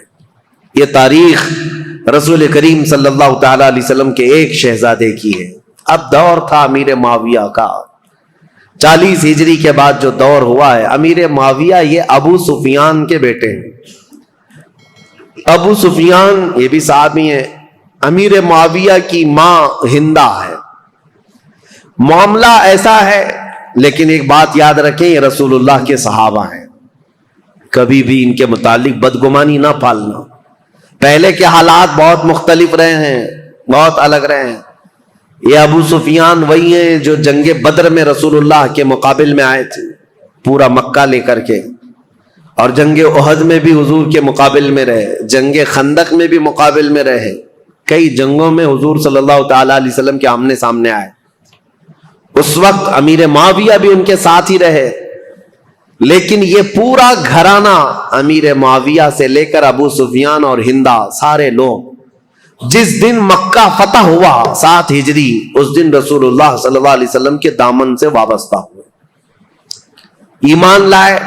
اس سے پہلے ایمان لائے ہوئے نہیں تھے، لیکن حضور کا یہ فرمان ہمیشہ یاد رکھنا، میرے آقا نے منبر پر کھڑے ہو کر کے اعلان فرمایا ہے، جو اسلام لاتا ہے، اسلام لانا اس سے پہلے کے سارے کاموں کو ختم کر دیتا ہے۔ کفر کیا، شرک کیا، گناہ کیا، جو کچھ بھی کیا تھا، لیکن اسلام لانے کے بعد پہلی والی چیزوں کا مواخذہ نہیں کیا جائے گا۔ اسلام ساری چیزوں کو مٹا دیتا ہے جو اسلام لاتا ہے، یہ فرمان ہمیشہ یاد رکھیں۔ تو صحابہ کو ان کے پرانے واقعات یاد دلا کر کے کبھی تان و تشنی کا نشانہ نہیں بنانا۔ بہت سارے ایسے چور آج آئے ہوئے ہیں سوشل میڈیا پہ، یہ خود ذلیل لوگ ہیں، جو ان صحابہ کی بات آتی ہے تو یہ کہتے ہیں کہ یہ لوگ تو دشمنان اسلام میں تھے، ڈر کر کے اسلام لائے تھے، مکہ جب فتح ہوا تو ان کے پاس کوئی چارہ ہی نہیں تھا اس لیے اسلام لائے۔ ظالموں، تمہیں کیا خبر کون کس لیے اسلام لایا؟ ایک بات میں آپ کو بتاؤں، حضرت اسامہ بن زید رسول اللہ صلی اللہ علیہ وسلم کے بہت چہیتے صحابی ہیں، حضرت زید بن حارثہ کے بیٹے اسامہ بن زید، یہ اکثر رسول اللہ کے گھر میں بے تکلف آیا جایا کرتے تھے۔ ایک جنگ میں رسول اللہ نے انہیں بھیجا تھا، کفار و مشرکین سے مقابلہ کرتے کرتے پہاڑیوں سے کچھ لوگ اتر رہے تھے. حضرت اسامہ کے ہاتھ ایک آدمی آ گیا اور حضرت اسامہ نے اس پر تلوار تان لی. سامنے والے نے پڑھا لا الہ الا اللہ محمد رسول اللہ. اس کے باوجود اسامہ بن زید نے اس کو قتل کر دیا. کہا ابھی میرے ہاتھ میں آیا ہے اور کلمہ پڑھ رہا ہے, تلوار اٹھایا ہوں یہ دیکھ کر کلمہ پڑھ رہا ہے. لیکن جو صحابہ تھے ان کو یہ بات بری لگی. حضور صلی اللہ تعالی علیہ وسلم کے پاس آئے اور اس مسئلے کو رکھا. کہا یا رسول اللہ صلی اللہ علیہ وسلم, آپ کا فرمان تو ہے کہ جب کوئی کلمہ طیبہ پڑھتا ہو تو اس کے خلاف تلوار نہیں اٹھا سکتے, لیکن اسامہ بن زید نے آج ایک ایسے شخص کو قتل کر دیا جو کلمہ پڑھ رہا تھا سامنے. اسامہ بن زید کو حضور نے بلایا. یہ صحیح حدیث پاک ہے, مسلم شریف میں بھی ہے. نبی کریم صلی اللہ تعالی علیہ وسلم نے پوچھا ہے اسامہ کیا تم نے ایسا کیا ہے؟ اسامہ بن زید نے کہا یا رسول اللہ وہ تو ڈر کے مارے کلمہ پڑھ رہا تھا, میں نے جب تلوار اٹھائی تب وہ کلمہ پڑھ رہا تھا. حضور اتنے جلال میں آئے اور کھڑے ہو گئے اور کہا اے اسامہ کیا تو نے اس کا دل چیر کر کے دیکھا تھا کہ وہ ڈر کر کے پڑھ رہا تھا کہ اللہ کے لیے پڑھ رہا تھا؟ زندگی بھر حضرت اسامہ بن زید کو اس بات کی شرمندگی تھی, قلق تھا, ملال تھا. یاد رکھو میرے عزیزو, جب اتنی بات کے لیے رسول کریم صلی اللہ تعالی علیہ وسلم نے ڈانٹ لگائی تھی تو پھر آپ یہ جو سوشل میڈیا میں بھونکتے ہیں کہ امیر معاویہ, ابو سفیان, ہندا, یہ سب تو ڈر کر کے اسلام لائے تھے, فتح مکہ کے دن ان کے پاس کوئی چارہ نہیں تھا, تو کس کے بارے میں بتاؤ گے؟ اگر پرانے واقعات نکالو گے تو ابو جہل کے بیٹے اکرمہ رضی اللہ تعالیٰ عنہ یہ بھی ایمان لائے, صحابی ہیں, باپ ابو جہل ہے. اور اگر اسی طرح پرانے معاملات لاؤ گے تو خالد بن ولید کے بارے میں کیا کہو گے, جنہوں نے مسلمانوں کی جیتی ہوئی جنگ کا پانسا پلٹ دیا تھا احد کے میدان میں. جنگ احد جو ہو رہی تھی اس میں مسلمان غالب آ گئے تھے, کفار و مشرکین کے دانت کھٹے کر کے ان کو بھگا دیا تھا, لیکن خالد بن ولید نے 200 لشکریوں کو پیچھے سے لا کر کے ایسا حملہ کیا تھا صحابہ پر جب یہ ایمان لائے ہوئے نہیں تھے, اور ایسا حملہ کیا تھا کہ 70 مسلمان شہید ہوئے ہیں جنگ احد میں. وہ خالد بن ولید نے پوری جنگ کا پانسا پلٹ دیا تھا. تو کیا آپ بلیم ان پر کرو گے؟ ان کی وجہ سے امیر حمزہ شہید ہوئے تھے, ان کی وجہ سے مصعب بن عمیر شہید ہوئے تھے, ان کی وجہ سے عبداللہ بن جہش شہید ہوئے تھے, حضرت حنظلہ, یہ سب صحابہ جو شہید ہوئے جنگ احد میں. نہیں میرے عزیزوں, جو کچھ بھی ہوا ہے یہ حالات کے تقاضوں کے ساتھ بڑھتا گیا, لیکن جب کبھی کسی نے ایمان قبول کر لیا, جو کوئی اسلام سے وابستہ ہو گیا, اس کے پرانے حالات نہیں یاد دلائے جاتے, بلکہ ان کے لیے اتنا ہی کافی ہے کہ وہ ایمان کی حالت میں میرے رسول اللہ کا دیدار کر لیا ہے. یہ مقام قیامت تک اب کسی کو ملنے والا نہیں ہے. حضرت ابو سفیان رضی اللہ تعالیٰ عنہ یہ اگرچہ جنگوں میں حضور کے خلاف آتے رہے, لیکن فتح مکہ کے بعد جب اسلام لائے تو دل کے ساتھ, عقیدت کے ساتھ اور یقین کے ساتھ ایمان لائے ہوئے صحابہ میں سے. اور ان کے بیٹے حضرت امیر معاویہ. اب امیر معاویہ کی پیدائش کا معاملہ میں بتاتا ہوں. ان کی ماں ہندا, یہ بھی صحابیاں ہیں, لیکن یہ وہی ہندا ہیں جنہوں نے احد کے میدان میں حضرت امیر حمزہ کا کلیجہ چبایا تھا. دیکھیے حالات کو اگر آپ بتائیں گے تو معاملات بہت سارے ہوئے ہیں, کیونکہ اس وقت جنگیں چل رہی تھیں, اور امیر حمزہ کا کلیجہ انہوں نے اس لیے چبایا تھا کہ ہندا کے باپ کو امیر حمزہ نے بدر میں مارا تھا, ہندا کے بھائی کو قتل کیا تھا. تو جس کے گھر میں یہ سب معاملات چل رہے ہوں, جنگوں کا تقاضا تھا اس وقت, لیکن بعد میں وہ ایمان لائیں اور صحابیت کا شرف بھی حاصل کیا. جو عورتوں میں صحابیات ہیں ان میں حضرت ہندا کا بھی مقام ہے. بات یہ تھی کہ ہندا کے باپ ربیعہ, یہ ہندا کی شادی فاقیہ نام کے ایک شخص سے کی تھی. فاقیہ بڑا امیر آدمی تھا, مکہ کا رہنے والا, اور وہ ایک مرتبہ اپنے بیوی ہندا کے ساتھ بیٹھا ہوا تھا, اور اس وقت جتنے شاعر آتے تھے دور دراز سے وہ فاقیہ کے پاس آتے, وہ سب کو پیسے بہت لٹاتا تھا. تو تھوڑی دیر کے لیے وہ کسی کام سے نکل کر باہر گیا, ہندا اکیلی بیٹھی تھی جھوپڑی میں, تو ایک کوئی اجنبی شاعر آیا, اور جیسی وہ خیمے کے پاس آیا, اندر دیکھا عورت اکیلی ہے, تو دروازہ پردہ گرا کر وہ واپس چلا گیا کہ ہندہ اکیلی ہیں، شوہر نہیں ہے، فاقہہ موجود نہیں۔ اسی اسنا میں وہ شاعر جا رہا تھا، فاقہہ اندر آ رہا تھا۔ فاقہہ نے آتے ہی پوچھنا شروع کر دیا، اس مرد سے تیرا کیا تعلق ہے؟ اس اجنبی آدمی نے تیرے ساتھ اکیلے میں کیوں ملاقات کی؟ وہ اتنا شکی مزاج تھا کہ اس نے ہندہ کا جینا تنگ کر دیا، بہت سخت شست کیا، اور اس کے بعد ہندہ روتی ہوئی اپنے باپ کے پاس آ گئی۔ تو جو ہندہ کا باپ ہے ربیعہ، اس نے کہا کہ سچ سچ بتا ہوا کیا تھا؟ تو ہندہ نے کہا جو جو اس وقت ان کے خداؤں کی قسمیں وہ کھاتی تھی سب کھائی۔ کہا کہ میرا دامن پاک ہے، میں نہ اس آدمی کو جانتی ہوں نہ پہچانتی ہوں، مجھے تو یہ پتا بھی نہیں کوئی آیا تھا، یہ تو میرے شوہر نے بتایا کہ کوئی آ کر کے بھی گیا ہے یہاں پر۔ ہندہ نے یہ سب باتیں کی۔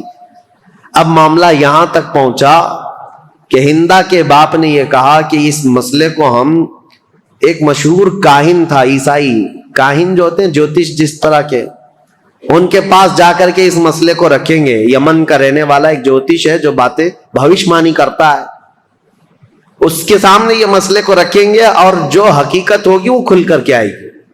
ہندہ نے کہا ٹھیک ہے چلتے ہیں۔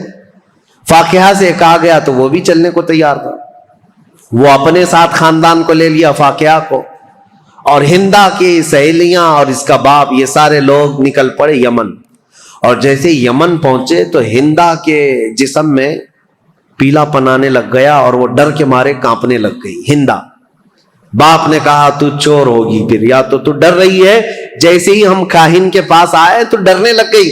کہا میں ڈر نہیں رہی ہوں اس بات سے کہ میں گناہگار ہوں، میں ڈر رہی ہوں اس بات سے کہ یہ اٹکل پچو مارنے والے جوتش لوگ، اگر اس کا بتایا ہوا کبھی غلط نکل گیا، میں تو ویسے گنہگار نہیں ہوں لیکن اس کا کہا ہوا سچ ہے، یہ کیسے 100% یقین ہوگا؟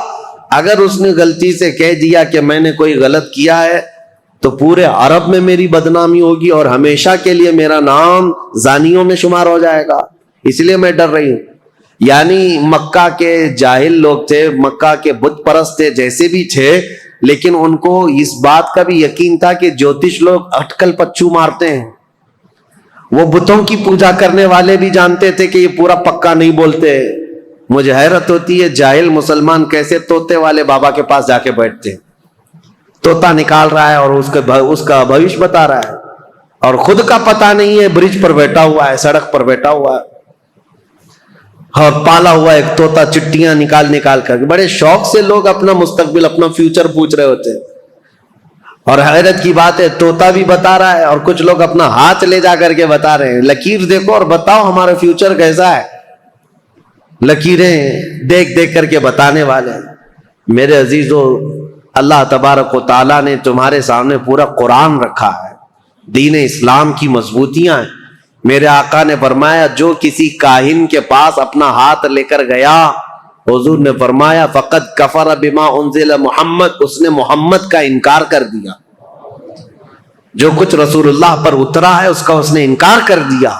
تمہارا یہ شیوا نہیں ہے کہ تم مسلمان اور جوتشوں کے پاس جاؤ اور اپنے گھر بنانے کے لیے واستو پرکار کا خیال کرتے رہو، یہ سب چیزیں جو توہمات ہیں یہ تمہارے حصے کی نہیں ہے، تمہاری نہیں ہے۔ بہرحال ہندہ جب یہ کہتی ہے اپنے باپ سے کہ یہ اٹکل پچو مارے گا کچھ بھی، اور میرے بارے میں اگر کہہ دیا کہ یہ زنا کر چکی ہے تو میرا تو بیڑا غرق ہو جائے گا، تو اس کے باپ نے کہا میں ایسی ڈائریکٹ تھوڑی نہ جاؤں گا اس کے پاس، میں پہلے اس کا ٹیسٹ لوں گا کہ وہ صحیح ہے یا نہیں ہے۔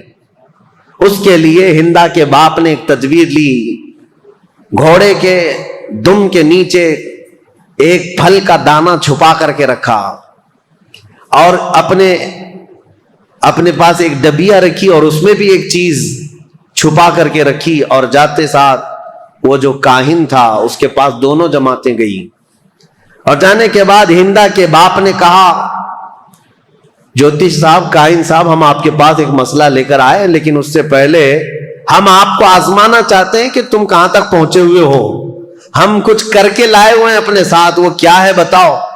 اس جوتش نے کہا کہ تم جہاں آنے سے پہلے اپنے جانور کی پونچھ کے نیچے ایک دانہ دبا کر کے آئے ہو۔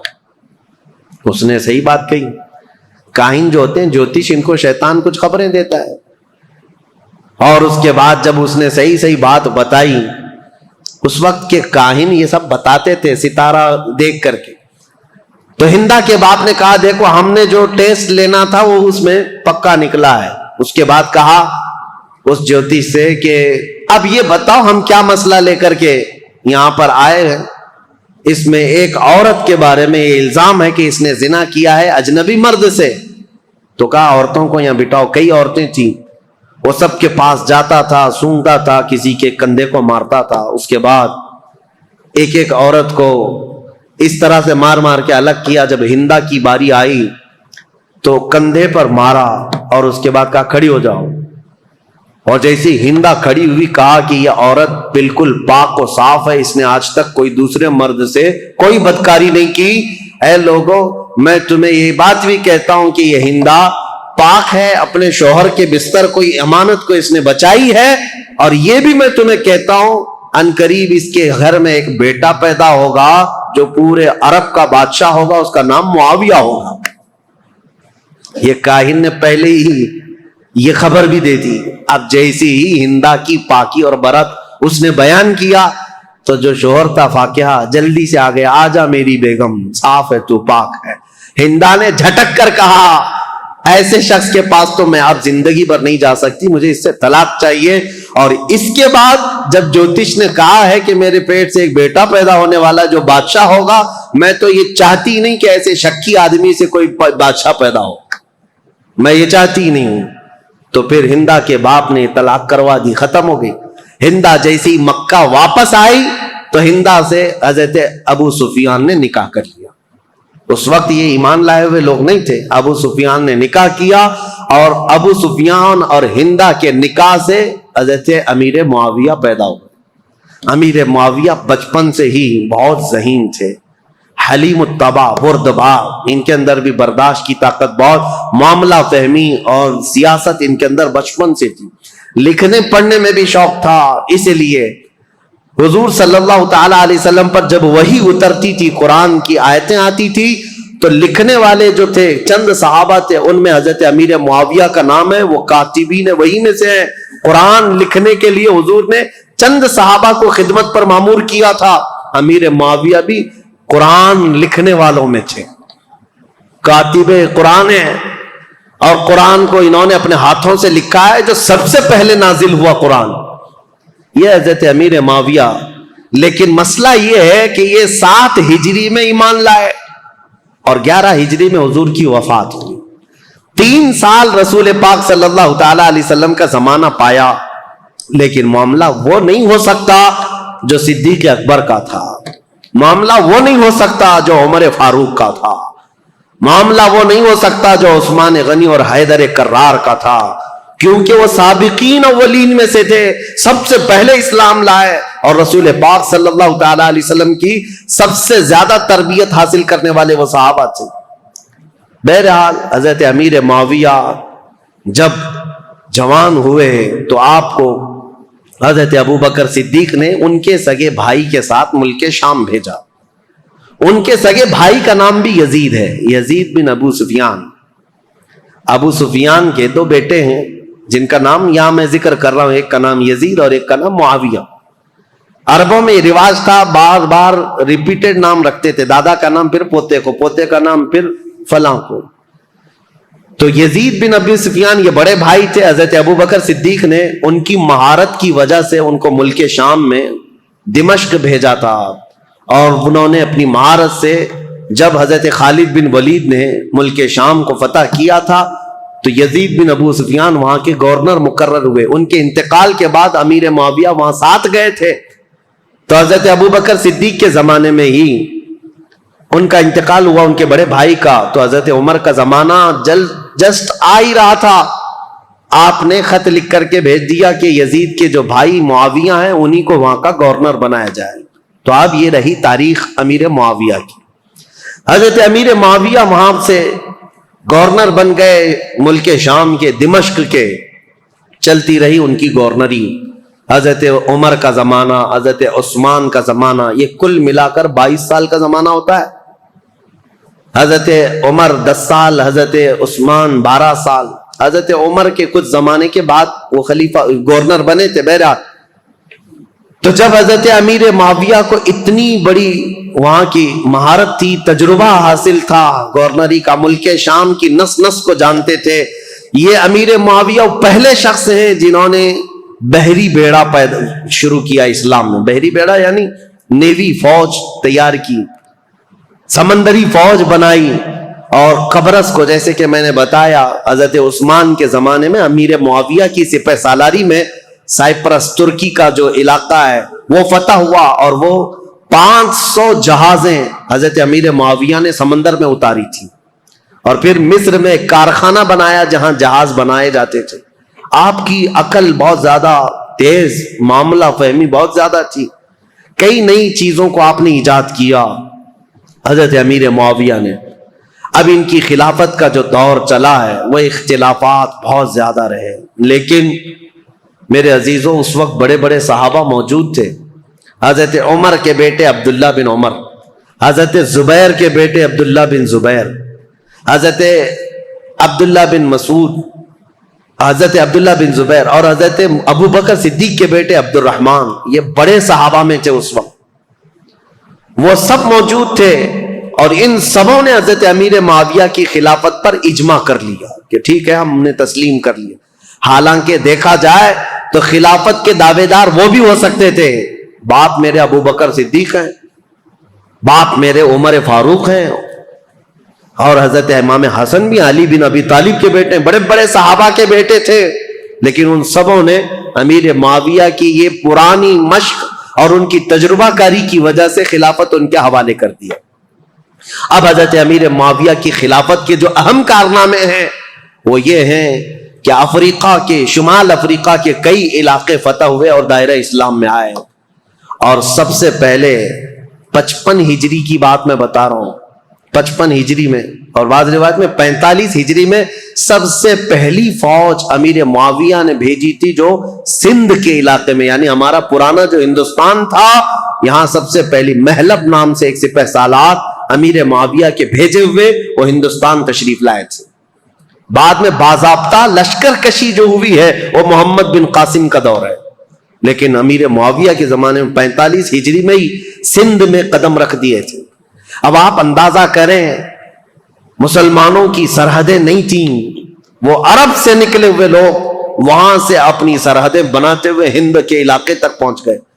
یہاں سندھ میں ایک عورت اس وقت حاکم تھی، قبق نام کی، اور یہ بہت سخت قسم کی عورت تھی، اور یہ حاکم تھی، اور اس وقت یہاں ہندوستانیوں پر حکومت کرتی تھی، سندھ کے کچھ علاقوں پر حکومت کرتی تھی. جب حضرت محلب آئے امیر معاویہ کے سپہ سالار، تو یہ قبق نامی خاتون نے ان سے کوئی جنگ نہیں کی، بلکہ صلح پر منظوری دی، اور اس کے بعد یہ علاقہ وہ ان کے حوالے کر کے چلی گئی. سندھ کا کچھ علاقہ تاریخ ہے. امیر معاویہ نیشاپور، سمرقند، بخارا، ازبکستان کے علاقے جو جا چکے تھے ان کو دوبارہ حاصل کیا. ملک شام کے کئی علاقوں میں جو بغاوت پھیلی تھی اس بغاوت کو ٹھنڈا کیا، پھر ان علاقوں میں مضبوطی قائم کی. عراق کے وہ علاقے جو حضرت علی کے زمانے میں اور ان کے زمانے میں جنگوں کی وجہ سے اختلافات کے شکار ہو گئے تھے، حضرت امیر معاویہ نے ان سب جنگوں کو ٹھنڈا کر دیا. بردباری ایسی تھی، سیاست ایسی تھی امیر معاویہ کی، انہوں نے اپنے 3 بڑے مشیر ایڈوائزر بنائے تھے.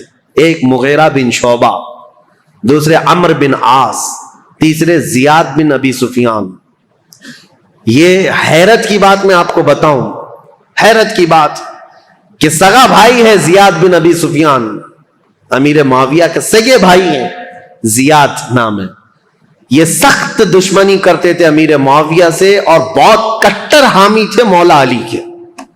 ایک گھر میں حضرت علی بن ابی طالب کے سخت حامی تھے اور امیر معاویہ سے سخت دور. لیکن حضرت علی رضی اللہ تعالیٰ عنہ کی وفات کے بعد امیر معاویہ نے اپنی عقل اور دانائی سے ان کو قائل کر لیا اور واپس ان کو بلا لیا اور بصرہ کا انہیں گورنر بنایا. یہ زیاد بن ابی سفیان ایسے آدمی ہیں جن کے بارے میں کہا جاتا ہے کہ اگر یہ پہاڑوں کو بھی کہہ دے تو فرما بردار ہو جائیں. اتنی عقل کے ساتھ وہ معاملات چلاتے.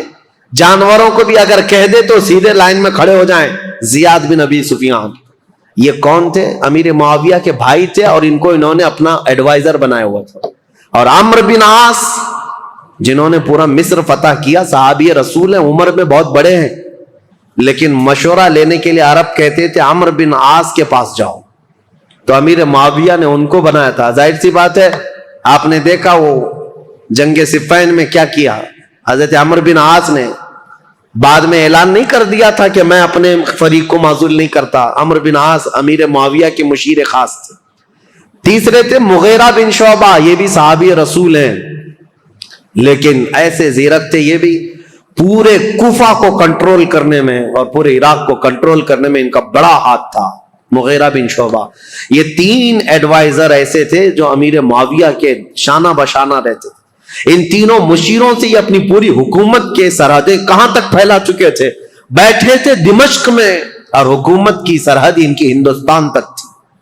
ایران بھی تھا، عراق بھی تھا، مصر بھی تھا، یمن بھی تھا، شام بھی تھا، پورا آج کے دور کا عرب تھا، حجاز، نجد، اور پھر اس کے علاوہ آرمینیا، آذربائیجان، ترکی، یہ سب علاقے. اتنا ہونے کے بعد پھر افریقہ کے ساحلی علاقے پورے کے پورے امیر معاویہ کی زیر نگرانی تھی. یہ اتنا بڑا خطہ ہے، میں آپ کو کہوں تو یہ بیجا نہ ہوگا کہ خلافت راشدہ کے ختم ہونے کے بعد امیر معاویہ وہ تنہا خلیفہ یا حاکم ہیں جنہوں نے ایک وقت میں 3 بر اعظموں پر اپنی حکومت جاری کی. 3 انٹر کانٹیننٹل، افریقہ، یورپ اور پھر ایشیا کا تو تھا ہی حصہ. ان سب علاقوں میں اسلام کی سرحدیں پھیلائی. اب حضرت امیر معاویہ رضی اللہ تعالیٰ عنہ کے جو اہم کارنامے تھے، اسلام کی وسعت ہوتی رہی، لیکن جو جنگوں کو انہوں نے ٹھنڈا کیا وہ ایسے ٹھنڈا کیا تھا. کہتے ہیں کہ کوفہ شہر میں مغیرہ بن شعبہ حاکم تھے. ایسا حال تھا کہ اگر راستے میں کسی کا ایک سکہ گر جائے تو کوئی دوسرا آدمی اٹھاتا نہیں تھا جب تک وہ سکے کا آدمی خود نہیں آ جاتا تھا. کوئی دوسرا آدمی چھوتا تک نہیں تھا. اور عورتیں اپنے گھر کا دروازہ بند کیے بغیر رات کو سوتی تھیں، کسی کو ڈر نہیں تھا کہ کوئی گھر میں آ جائے. یہ نظام اتنا ٹائٹ بنا کر کے رکھا تھا. امیر معاویہ کا ڈر تھا لوگوں کے اندر. خلافت کو اپنی طاقت سے، اپنی زور سے انہوں نے ہانک کر کے، یہاں تک کہ جو بربر قوم کے لوگ تھے افریقہ کے جنگلات میں رہنے والے، وہ ایسی وحشی قوم تھی کہ وہ تھوڑا سا اگر ان کے سامنے سے کوئی ہٹ گیا تو پھر وہ خبط سوار ہو جاتا تھا اور جنگلی جانوروں کی طرح جھپٹ پڑتے تھے. ایسی قوم کے لیے امیر معاویہ نے ایک پوری فوجی چھاونی ان کے ہاں قائم کر دی، جس کا سپہ سالار عقبہ بن نافع کو بنایا. وہ ہمیشہ ان کے اوپر سوار رہتے تھے بربر قوم پر، اور وہ ہمیشہ ان کی فرما بردار رہتی تھی. اور کئی ایسے ہیں نیو سٹی ٹاؤن شپ کا پلان سب سے پہلے اس دنیا میں حضرت امیر معاویہ نے قائم کیا. پورا ایک شہر بسایا. جیسے افریقہ میں ایک شہر بسایا قیروان نام سے، اور وہ پورا مرکز اسلام بن گیا بعد میں. ایسے کئی ان کی ایجادات ہیں امیر معاویہ رضی اللہ تعالیٰ عنہ. بحری بیڑے پیدا کرنا، فوج کو ترتیب کے ساتھ، الگ الگ مقدموں کے ساتھ، الگ الگ ٹکڑیوں کے ساتھ، نام کے ساتھ بنانا. اور سب سے پہلے یہ پوسٹ آفس کا جو سسٹم ہوتا ہے، ڈاک کا، یہ امیر معاویہ کے زمانے میں قائم ہوا، جس کا نام انہوں نے برید رکھا کہ سرکاری خط بہت جلد ادھر سے ادھر جا سکیں. اس کے لیے انہوں نے منزلیں رکھی. ایک گھوڑا یہاں سے وہاں تک جائے گا، دوسرا گھوڑا وہاں سے وہاں تک جائے گا. لیٹر پہنچانے کے لیے سب سے تیز کام ہو امیر معاویہ کے زمانے میں ہو. خط و کتابت بہت تیزی سے جاتی تھی اور خبریں بہت تیز پھیلتی تھیں. اور امیر معاویہ رضی اللہ تعالیٰ عنہ نے لوگوں کو ایک چاند پر جمع کیا. یہ سارے ان کے اولیات میں سے، ان کے خصائل ہیں، ان کی بہت ساری چیزیں ہیں. لیکن اب آؤ، امن ایسا قائم کیا. 20 سال میں مسلمانوں کی جنگیں نہیں. ظاہر سی بات ہے میرے عزیزوں، امیر معاویہ کا ایک جملہ میں آپ کو سناتا ہوں، یہ ضروری ہے. امیر معاویہ رضی اللہ تعالیٰ عنہ کے پاس ایک جملہ میں آپ کو سناتا ہوں. ان کا جو مشیر خاص ہے زیاد بن ابی سفیان، وہ بصرہ میں تھے، اس نے ایک شخص کے ساتھ کچھ معاملہ کیا تھا اور وہ شخص شکایت لے کر کے سیدھے امیر معاویہ کے پاس آئے. امیر معاویہ نے دسترخوان بچھایا، کھانا کھلایا اور اس کے ساتھ اچھا معاملہ کیا. یہ بات زیاد بن ابی سفیان کو پتہ چلی کہ یہ تو خلیفہ اسلام کے پاس چلا گیا تھا، تو وہ آیا اور حضرت امیر معاویہ کے پاس کہا ایسے تو معاملات خراب ہو جائیں گے، میں نے اس کے ساتھ باز پرس کی ہے اور آپ یہاں پر اس کے ساتھ نرمی کر رہے ہیں، حمایت کر رہے ہیں. حضرت امیر معاویہ نے کہا تھا ایک بات یاد رکھو، ترازو کے دونوں پلے ایک طرح نہ رہنے چاہیے، بلکہ میں نرمی کرتا رہوں اور تو سختی کرتا رہے، اسی سے جماعت میں انتشار سے محفوظ رہے گی. اور ان کو سختی کرنے کا حکم تھا، حضرت امیر معاویہ گلے لگاتے تھے، ان کی سیاست تھی. اور پھر یہ فرماتے تھے ان کا یہ جملہ کہ جہاں میرا کوڑا کام کر جاتا ہے میں وہاں تلوار نہیں اٹھاتا، اور جہاں زبان کام کرتی ہے وہاں کوڑا نہیں اٹھاتا، اور جہاں یہ سب کام نہیں کرتے ان کی گردنوں پر تلوار رکھ دیتا ہوں. یہ امیر معاویہ کی سیاسیات میں سے تھے.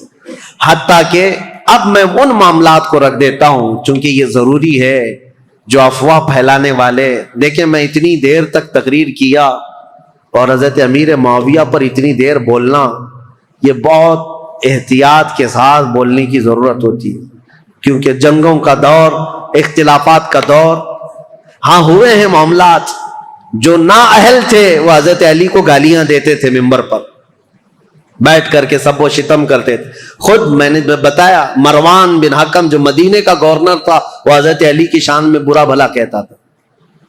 اور ایسا نہیں ہے کہ یہ لوگ سب وہ شتم کرتے تھے گالیاں دیتے تھے، ایسا نہیں. کوفہ والے جو لوگ تھے وہ امیر معاویہ کو گالیاں دیتے تھے. یہ سب تو چلتا رہا. ایک صحابی حجر بن عدی جو حضرت علی کے کٹر حامی تھے، ان کا قتل ہو گیا اسی بات پر. وہ حضرت امیر معاویہ کو اور مغیرہ بن شعبہ کو بہت سخت جملے کہتے تھے کہ تم لوگ نااہل لوگ خلافت میں آ گئے، رسول اللہ کے گھر والوں کی یہ خلافت ہے. اس بات پر حضرت امیر معاویہ ان کو نذرانے بھیجتے تھے، ان کو تحفے دیتے تھے. مغیرہ بن شعبہ بھی ان کے وظیفے بڑھا دیتے تھے، حالانکہ ان کے سخت جملے سنتے تھے حجر بن عدی کے. لیکن جو نااہل بعد میں، ایک بار مغیرہ بن شعبہ کوفہ سے باہر گئے تھے اور کسی دوسرے شخص کو گورنر بنا کر گئے تھے، اور حجر بن عدی جو صحابی، یہ حجر بن عدی کون ہے بتاؤں میں آپ؟ حجر بن عدی انٹرنیٹ پر سرچ کر کے دیکھ لینا.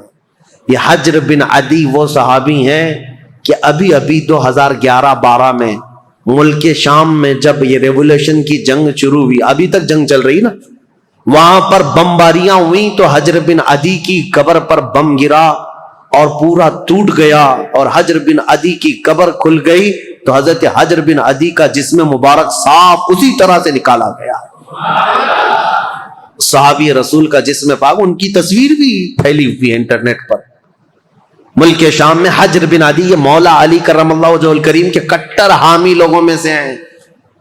1400 سال کے بعد میرے عزیزوں جسم اقدس صاف اسی طرح سے نکالا گیا ہے، آپ دیکھ سکتے ہیں اسی طرح سے نکالا گیا، اور دوسری جگہ بحفاظت دفن کیا گیا ہے. اے ظالموں اپنی آنکھوں سے دیکھو اور کن کن چیزوں کا انکار کرو گے. میرے مصطفیٰ کے قدموں میں رہنے والے غلام کا جسم 14 صدیوں تک محفوظ ہے، تو اس رسول کائنات کے جسم کا عالم کیا ہوگا؟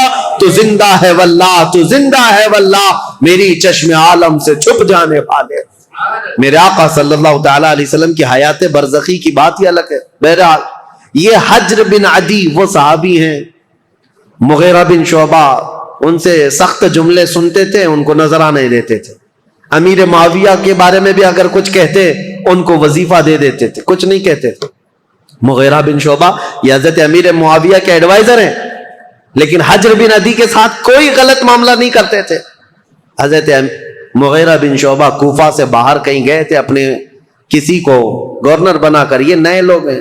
حجر بن عدی اپنی عادت کے مطابق مسجد میں آئے اور یہ نیا جو ہے وہ خطبہ دے رہا تھا، وہ اپنی عادت کے مطابق باتیں کر رہا. حجر بن عدی کھڑے ہو گئے اور کہا تم سب کذاب ہو، سب سے بڑے جھوٹے لوگ ہو. حقدار تو علی بن ابی طالب تھے، اور جس دن وہ گئے ہیں سورج ڈوب چکا ہے. حضرت علی کی فضیلت بیان کرنے لگے. یہ جو والی بنا تھا کوفہ کا وہ کھڑا ہوا اور سیدھے آ کر حضرت حجر بن عدی کو قتل کر دیا, صحابی رسول.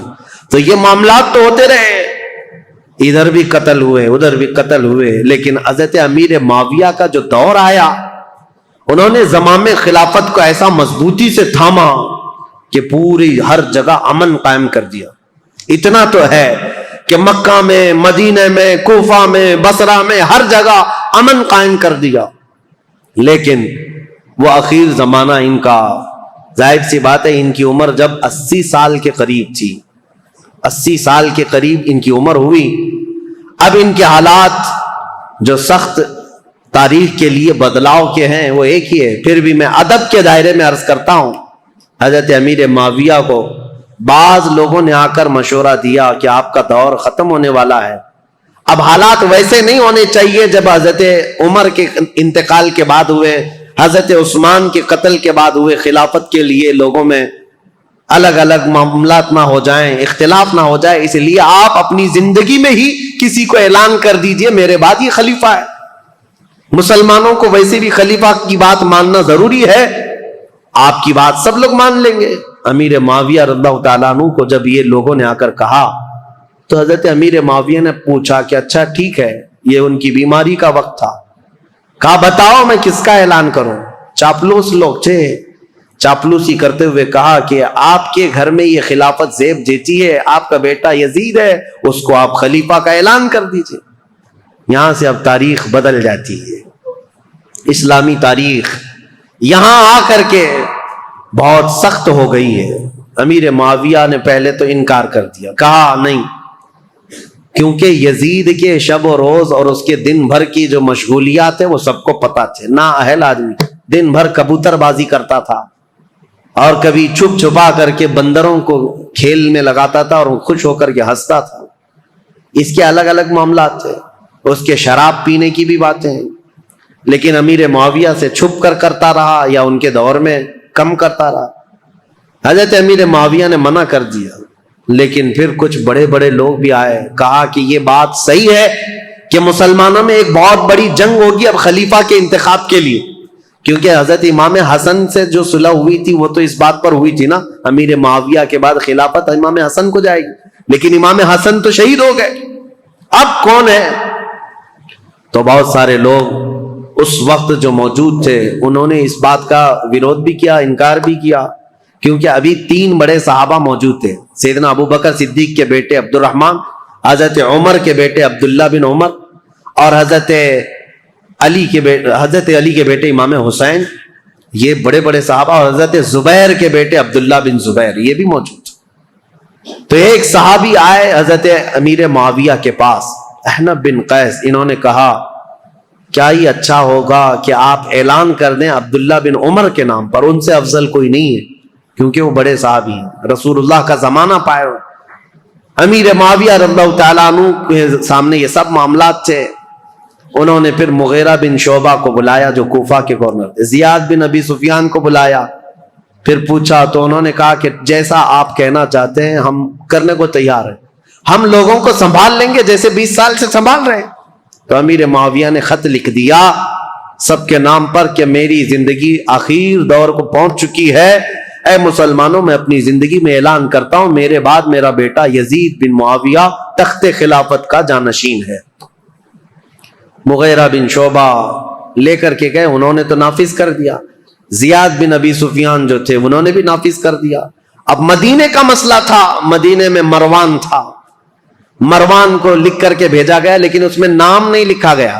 پہلے خط میں یہ لکھا گیا کہ امیر معاویہ یہ چاہتے ہیں مسلمانوں میں جنگ نہ ہو, اس لیے اپنی زندگی میں کسی کے خلیفہ ہونے کا اعلان کرنا چاہتے ہیں.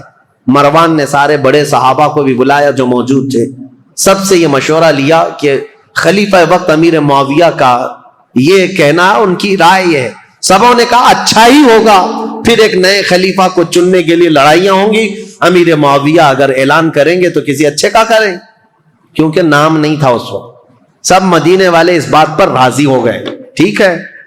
اس کے بعد امیر معاویہ کو جب یہ خبر پہنچی کہ سب معاملہ ٹھیک ہے, راضی ہیں, تو دوسرے خط میں انہوں نے بھیجا کہ ہاں میں اعلان کرتا ہوں کہ میرا بیٹا یزید تخت خلافت کا جانشین ہوگا. یہ خط جیسی آیا مروان نے اب جن لوگوں کو بلایا اس میں بہت سارے لوگ تھے تابعین اور صحابہ. اس نے کہا امیر معاویہ نے اپنے بیٹے کے خلافت کا اعلان کیا ہے. سب سے پہلے اب مروان نے جو بات کہی یہ کہی تھی رسول اللہ صلی اللہ تعالی علیہ وسلم کی سنت پر اور ابو بکر اور عمر رضی اللہ تعالیٰ عنہ کی سنت پر امیر معاویہ اپنے بیٹے کو خلیفہ کا اعلان کر رہے ہیں. تو حضرت عبد الرحمن کھڑے ہو گئے, عبد الرحمن بن ابو بکر. کہا جھوٹ بول رہے ہو, یہ کہو رسول اللہ کی سنت اور ابو بکر و عمر کی سنت نہیں, عیسائی بادشاہ ہرقل اور عظیم الروم کی سنت پر کہ ان کے ہاں ایک بادشاہ مرتا ہے تو بیٹا خلیفہ بنتا ہے. اسلام میں ایسا نہیں, تم جھوٹ بول رہے ہو. ابو بکر اور عمر کی سنت ہوتی تو ابو بکر نے اپنے بیٹے کو خلیفہ نہیں بنایا, عمر نے اپنے بیٹے کو خلیفہ نہیں بنایا, بلکہ ان خلفاء نے اپنے خاندان کو خلافت سے دور رکھا رضوان اللہ علیہ مجمعین. حضرت عبد الرحمن بن ابو بکر کھڑے ہو گئے.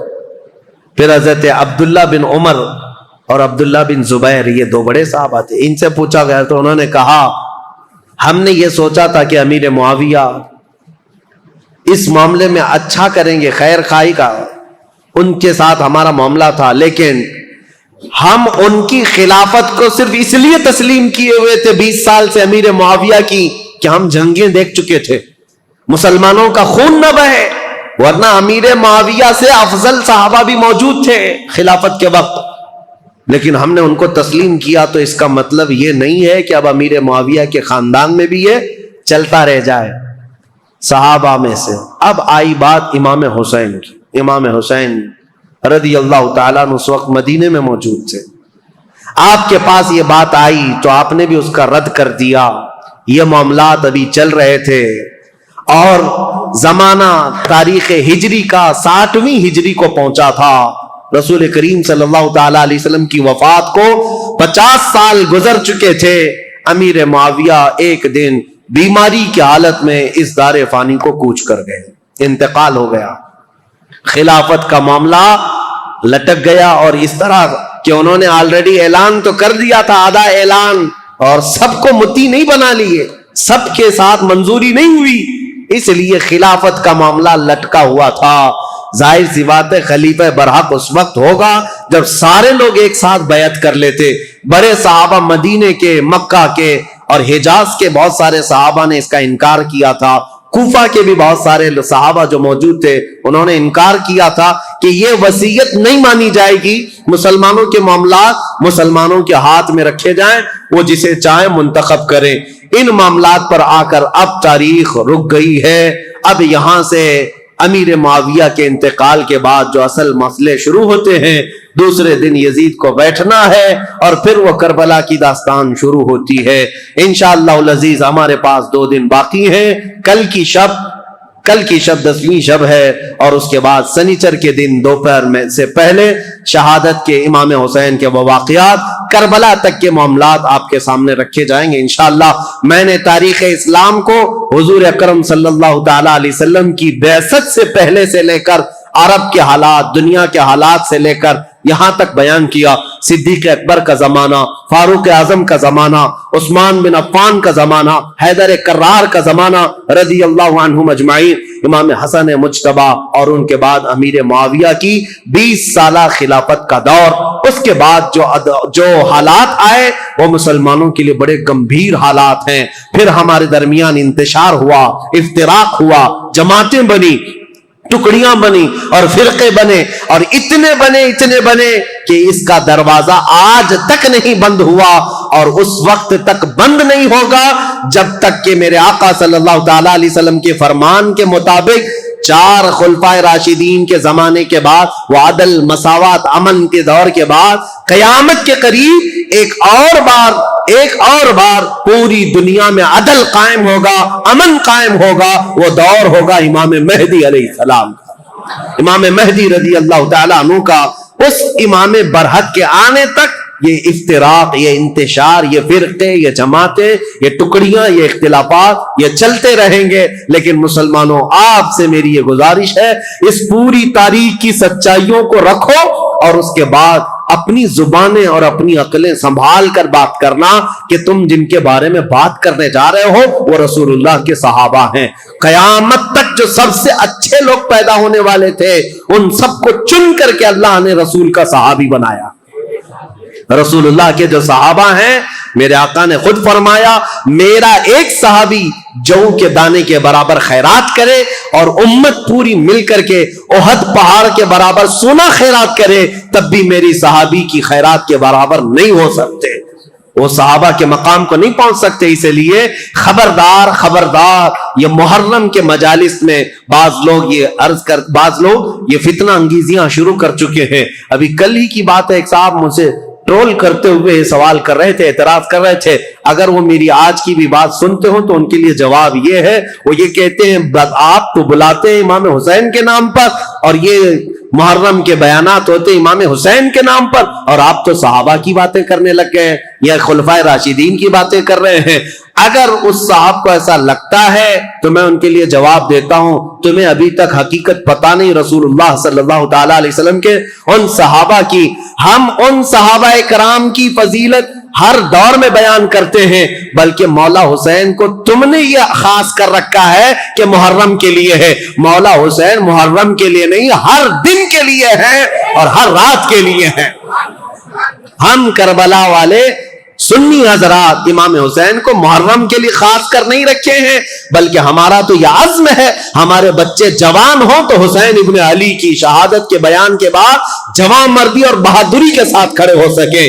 ہم کہانیاں نہیں بیان کرتے. ایک بات یاد رکھو، بچپن میں جب سے میں بولنے لگا ہوں، ابھی تو یہ زمانہ بہت ہو گیا، میری عمر 13 سال کی تھی جب سے میں تقریر کر رہا ہوں. میری عمر 14 سال کی عمر سے محرم کے بیانات میں کر رہا ہوں. میری تو ابھی داڑھی بھی نہیں تھی، مونچھیں بھی نہیں تھی. اس وقت سے کربلا کی داستانیں ہر طرح سے بیان کیا، لیکن میں نے ایک بات کا عزم کر لیا، کربلا کی داستان رونے دھونے اور ماتم کرنے اور پیٹنے کے لیے نہیں ہے، بلکہ حسین کی شہادت ہم اس لیے سناتے ہیں کہ بجھے ہوئے دل ہو، 80 سال کا بوڑھا ہو تو 25 سال کا جوان بن جائے اس کے اندر سے.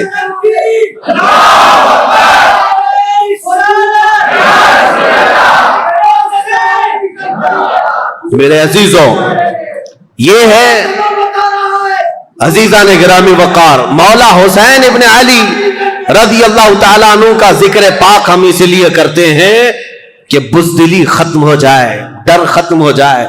میرے 2 منٹ کی اس گفتگو میں لوگوں کو جوانی آ سکتی ہے، تو حسین ابن علی کا پورا تذکرہ اگر پڑھ لو تو کیا جوانی نہیں آئے؟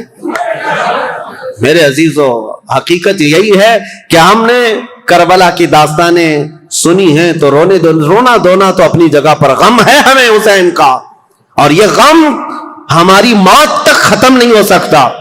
لیکن غم کا مطلب یہ نہیں ہے کہ ہم دنیا کو یہ دکھائیں کہ ہم صرف رونے والی قوم ہیں.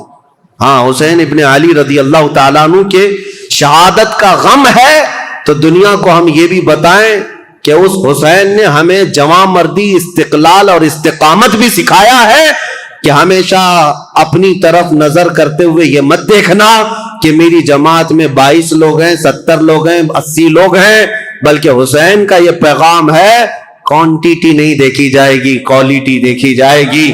چاہے 22,000 کی تعداد ہو کہ 22 لاکھ کی تعداد ہو. اسی لیے آج میں اکثر یہ جملہ کہتا ہوں جب لوگ ہم سے یہ کہتے ہیں مولانا آپ جس ملک میں رہ رہے ہیں ہم مائنورٹی میں ہیں، حالات اچھے نہیں ہیں، ہم ان سے یہی کہتے ہیں میرے ہاں آج کی مائنورٹی دیکھ رہے ہو آپ 30 کروڑ کی تعداد میں ہو کر کے بھی ابھی بھی کہتے ہو ہم مائنورٹی میں ہیں. دنیا کی سب سے بڑی مائنورٹی میں تو حسین تھے جو کربلا کے میدان میں اترے. انہوں نے کبھی یہ جملہ نہیں کہا کہ ہم تعداد میں کم ہیں، بلکہ اپنے ہر بیٹے کو میدان میں اتارا، 6 مہینے کے بچے کو بھی لے کر کے آ گئے اور مولا رب العالمین کی بارگاہ میں اس کی شہادت پر یہ نہیں کہا میں مظلوم مارا گیا، میرا بیٹا مارا گیا، بلکہ رب العالمین کی بارگاہ میں اس حسین نے یہ عرض کیا تھا پورے مسلمانوں کو پیغام دیتے ہوئے، اے اللہ دین اسلام پر آنے والی مصیبتوں پر میرے 6 ماہ کے بچے کی قربانی بھی قبول فرما. قبول فرما رب العالمین کی بارگاہ میں۔ اسی لیے عزیزان گرامی وقار، ہماری اب یہ جو کربلا کی تاریخ شروع ہوتی ہے وہ امیر معاویہ کے انتقال کے بعد اب ملک شام کے جو حالات بدلے، دمشق کے حالات بدلے، کوفہ کے حالات بدلے، مدینہ طیبہ کے حالات بدلے۔ یہاں عبداللہ بن زبیر مکہ میں تھے، عبداللہ بن عمر مدینہ میں تھے، ان سب صحابہ کے درمیان جو ایک کشمکش چل رہی تھی، اب اگلا دور کس کا ہوگا، اب کیسے ہوگا، ان حالات میں جو حالات برے ہوئے صحابہ کے ساتھ، اب وہ تاریخ کی کڑوی باتیں بھی کل ہمیں سننے کے لیے جگر رکھنا ہے۔ اللہ کریم ہماری تاریخ کی سچائیوں میں آنے والے جو برے واقعات ہیں ان سے قوم مسلم کو عبرت لینے کی توفیق عطا فرمائے۔ رب العالمین ہمیں ہر یزیدی فتنے سے محفوظ فرمائے۔ جنہوں نے اسلام کی بیخکنی جڑ اکھاڑنے کی سازشیں کی ہیں، رب العالمین ان کی تمام نسلوں کو ختم فرمائے۔ جو اسلام اور بانی اسلام کی طرف انگلی اٹھائے، رب العالمین تو اس ظالم گستاخ کو کیفر کردار تک پہنچا، اور مولا کریم اسلام کی اس کھیتی کو، اس باغیچے کو خزاں پہنچنے سے اس کو لہلہاتا ہوا سرسبز و شاداب فرما دے۔ آج زمانے کو پھر سے ہے ضرورت حسین کی، اور ہر دور میں جو یزیدی فتنہ آتا ہے اس دور کو ختم کرنے کے لیے مولا تیری بارگاہ میں اس محرم کے مجالس میں ہم یہ دعا کرتے ہیں، ہمارے مجمع میں، ہمارے جلسوں میں، ہمارے محلے میں اب فاطمہ کا بیٹا حسین تو نہیں آ سکتا، مولا حسین کی چھاؤں میں پلنے والا کوئی جوان قائد ہمیں عطا فرما، غلام حسین عطا فرما، جو صلاح الدین کا بازو لے کر آئے، جو خالد بن ولید کی تلوار لے کر آئے، جو شہاب الدین کا حوصلہ لے کر آئے، جو اورنگزیب کی دانائی لے کر کے آئے۔ رب العالمین ہم سب مسلمانوں کو کھوئی ہوئی عزت اور وقار عطا فرما۔ وآخر دعوانا الحمدللہ رب العالمین۔